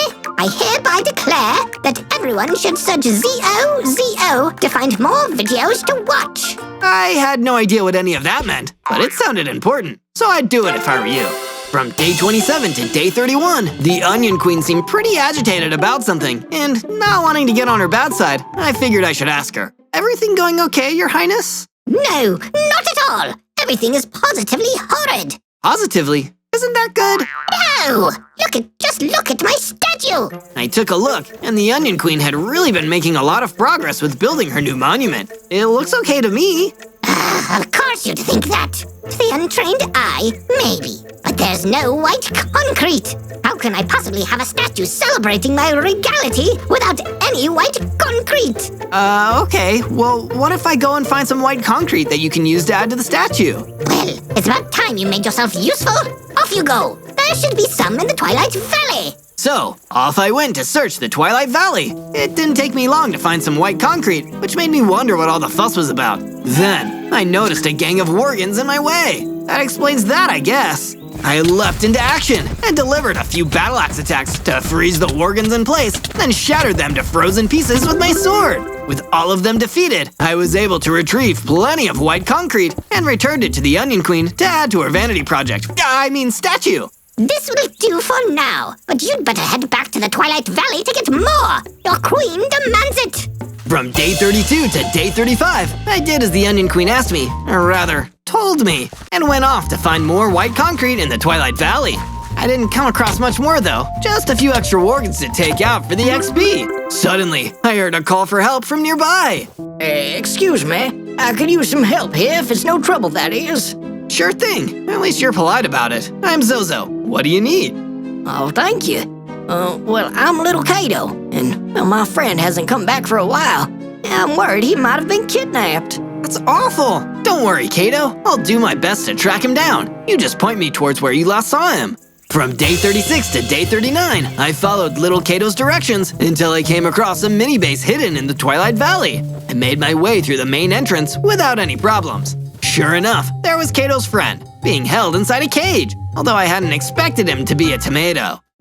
Excuse me, are you Kato's friend? Oh my, thank heavens! Did she send you? She did, although she didn't mention you were… Oh, I know. Imagine putting someone in a cage, it's barbaric.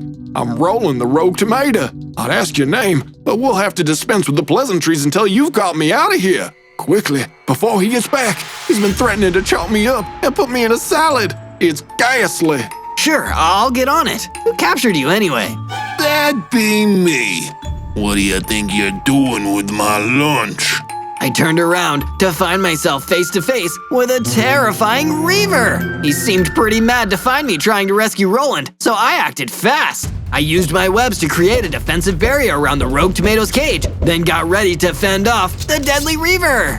From day 40 to day 43, I battled with the Reaver. It was way bigger than me and a tough opponent, but I had to do my best to save Roland and reunite him with Kato. The Reaver was vicious, but also found it hard to move inside the cramped space of the mini base. So I used that to my advantage. I webbed him to the spot. Then, as he was struggling to free himself, I used a well-timed ice blast to freeze him solid. With him trapped, I went in for the killing blow with my sword and defeated the Reaver. Yeah, I did it! What a show! Good hustle there, mystery rescuer. Now, if you're not too tired, mind getting back to freeing me from this cage? Okay, here you go. And just like that, Roland the Rogue Tomato was saved. Since it was still a dark and endless night outside, I figured the right thing to do was guide him back to where Kato was, just in case any other nasty mobs decided they fancied a tomato for a snack. Thank you, Zozo. I dread to think what would have happened if you didn't come along. No problem. You know, I take back what I said before. You guys are actually quite the pair of friends. Here, Kato, why don't we give this charming elemental spider the rest of our white concrete? It's the least we can do to say thank you. From day 44 to day 49, I left Little Kato and Roland the Rogue Tomato to go off together and headed back from the Twilight Valley to my base back in the Stony Peaks. It had been a hard few days, at least it felt that way. Thanks to no daytime or nighttime, it was hard to tell exactly how long it had been. Although it seemed to be long enough for the Onion Queen to have more complaints. There you are! You've been off gallivanting for ages! You really expect me to finish the work on this statue by myself? It's manual labor, unbecoming of royalty. Don't you know it's illegal for me to work, since I'm the queen? Is it illegal, or is it just illegal because you said it is? Don't speak like that to me. That's almost treasonous. Did you at least find some more white concrete? Oh, well, I kinda got sidetracked, but I did manage to get some. Well, good. Here, you can use that and the rest of mine to carry on working on the statue. I'm going to go lie down. Remember to make it look stoic, but also down to earth, like me. I decided I'd work on the statue later. In the meantime, I went about building a perimeter wall to give my base some added defenses. I got the idea after seeing that Reaver's mini base. Plus, it'd come in handy in case the werewolf came back while I wasn't around. I thought I told you to finish the statue. That was a really quick nap, Your Highness. I can't sleep for too long. I don't want to look like a disheveled commoner.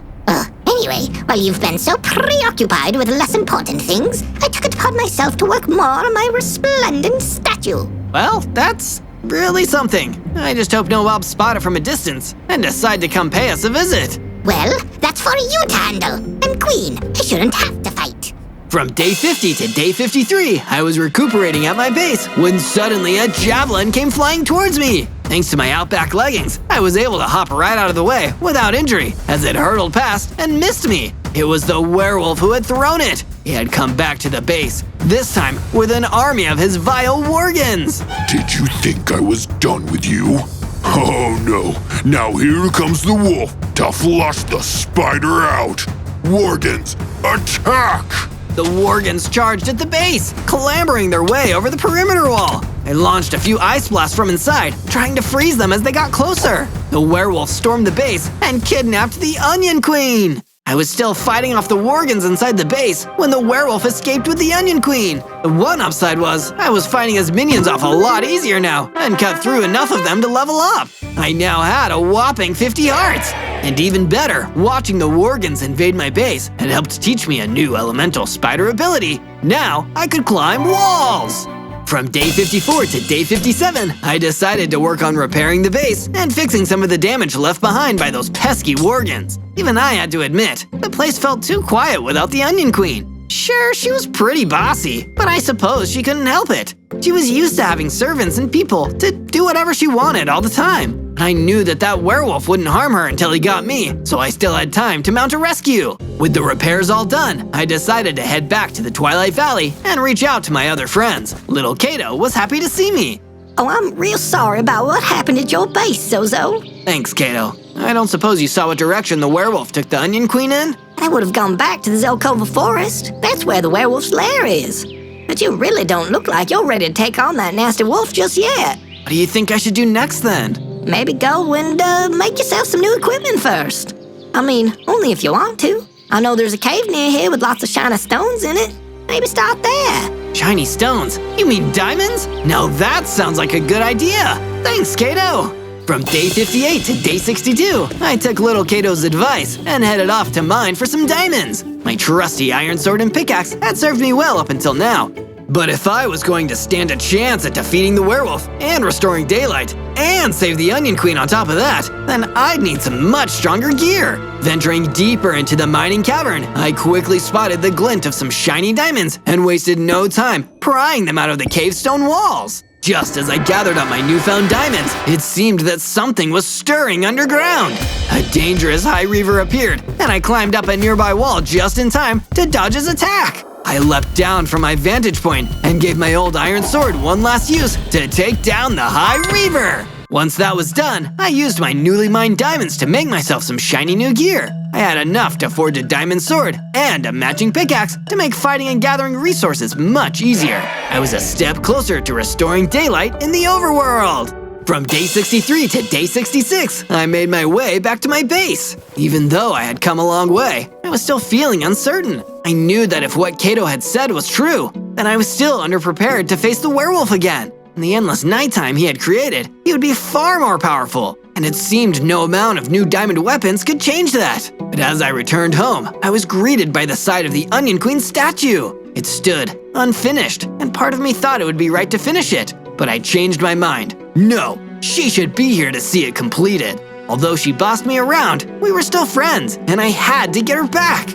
After all, I was meant to be her protector, right? So I readied myself for the next part of my quest, to find the werewolf's den, defeat him, save the Onion Queen, and finally bring an end to the night. And if you want to help me get there, then why don't you subscribe by clicking the button below? And make sure to leave a like on the video and comment to show your support.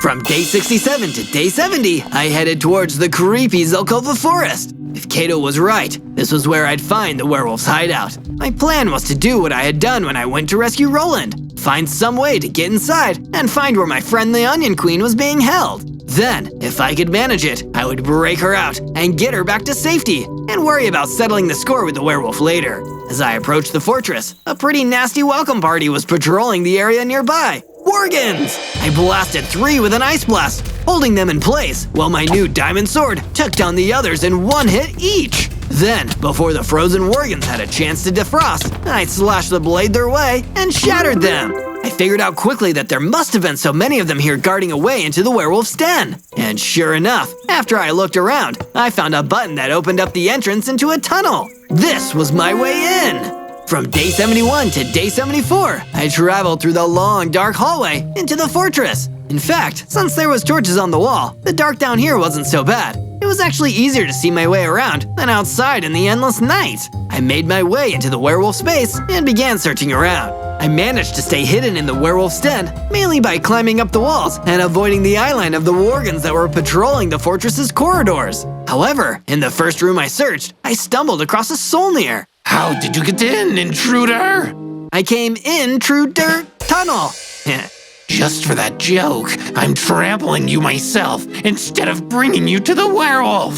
Good luck doing that. Well, web to the floor. I used my webs and stuck them to the spot, then climbed up the wall, putting all my elemental spider skills on display. I leapt down, sword at the ready, and swiped at the Solnir. Like that, he was down. But then I realized what he was guarding in this room. In the far corner was an old chest, and once I pried it open, I found something that would give me even more of an edge. It was a full set of diamond armor. I quickly put it on to protect myself from oncoming damage. From day 75 to day 78, I continued to look around for the Onion Queen. After searching high and low, I eventually found where the Onion Queen was being held. Zozo, I never thought I'd see you again. Please get me out of here. Compared to this awful cage, your base is a palace. It's okay, Your Highness. That's why I came here. You mean even after I've been so crude to you, you still came to rescue me? Sure, that's what friends do. Friends? What are those? Is that another word for servants? I'll explain later.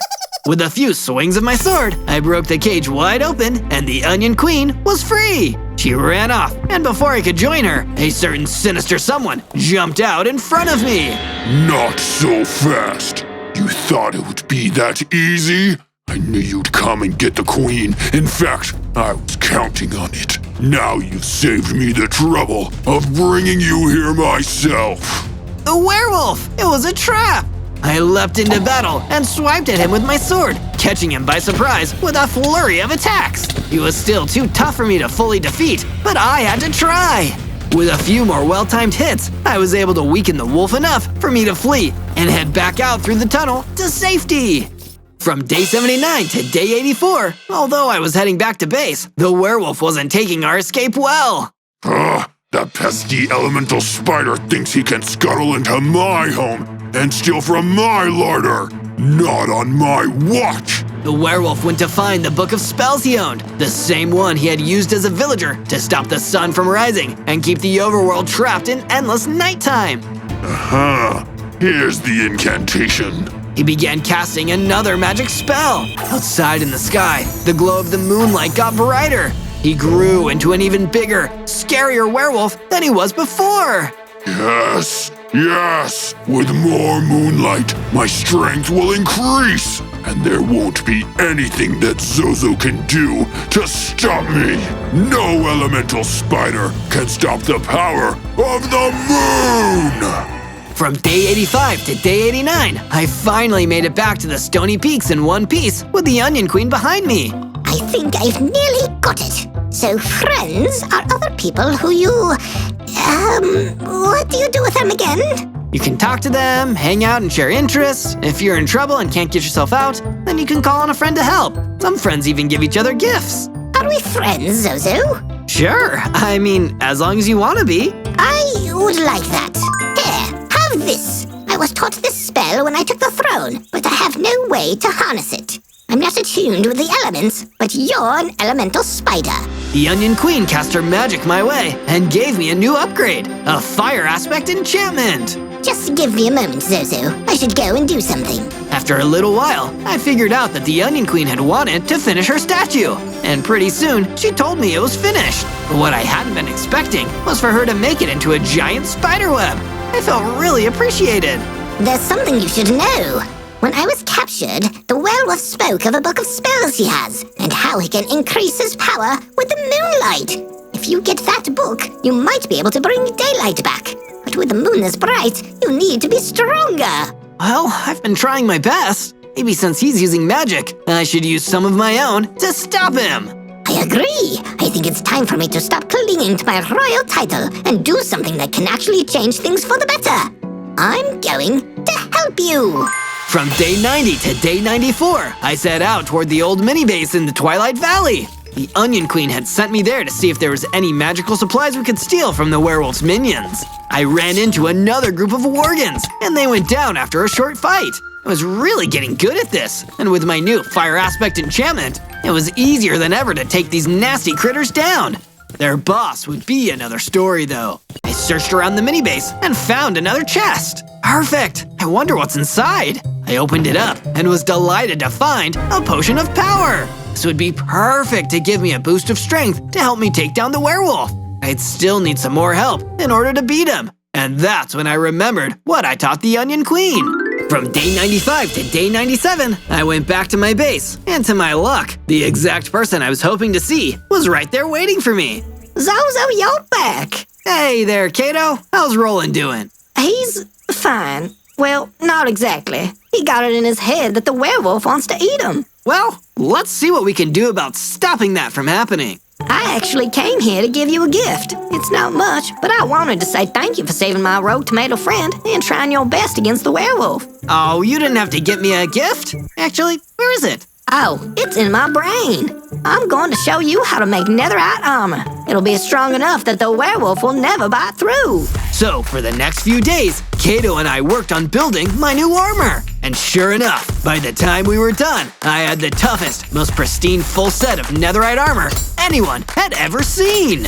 On day 98, I was preparing myself for the final battle. This was it. After nearly a full 100 days of night, I was getting ready to face off against the werewolf for the third and final time. I had my potion of power ready to drink, and I was decked out in my sweet new netherite armor. There was only one thing left to do. Search for more videos by typing ZOZO and leave me a comment telling us what you want to see us survive 100 days in Minecraft next. Okay, 2 things left to do. I said farewell to my friends, leaving the Onion Queen and little Kato in the safety of my base as I set off to complete my quest. On day 99, I decided not to take the secret tunnel into the werewolf's den. I had gone that way last time, and no doubt he'd have that entrance guarded this time around. So instead, I snuck up to the outer walls and used my elemental spider ability of crawling to climb up the wall and find a way in through the top. Once I was inside, I decided it was time to get ready for the fight. I already had on my netherite armor for protection and my diamond sword to do some damage. But the werewolf had the power of being a wolf and the moon on his side. So I drank my potion of power and leveled up. The potion made me even stronger. I now had 100 hearts and the power to fire energy blasts. Now this would be a fair fight. And not a moment too soon, because the werewolf came barreling down the halls of his fortress towards me. I could smell you a mile off. You've been a thorn in my side for too long, Zozo. Now it's time to squash this itsy-bitsy elemental spider. We clashed, and I used my sword to block the swings of his claws. He was ferocious, far more than he had been before. He might have spent too much time in the moon. Wait, is moonstroke a thing? You can get sunstroke if you're out in the sun for too long, so maybe? Do you ever stop talking?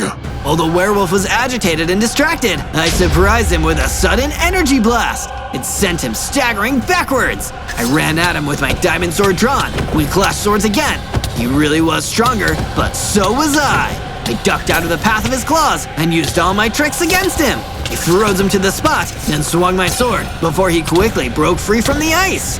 I leapt out of the path of his javelins and climbed up the walls to get out of his reach when I needed a second to collect my thoughts. And then, leaping from above, I brought my sword swinging down through the air. Boom! I had done it! I defeated the werewolf!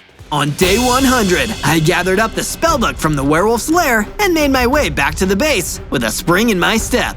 Both little Kato and the Onion Queen cheered when they saw me making it back in one piece. You did it, Zozo. I never doubted you for a second. Thanks, Kato. I think you might know what to do with this spellbook. No, the honor is all yours, Zozo. I'll be happy to once again feel the sunlight with friends by my side.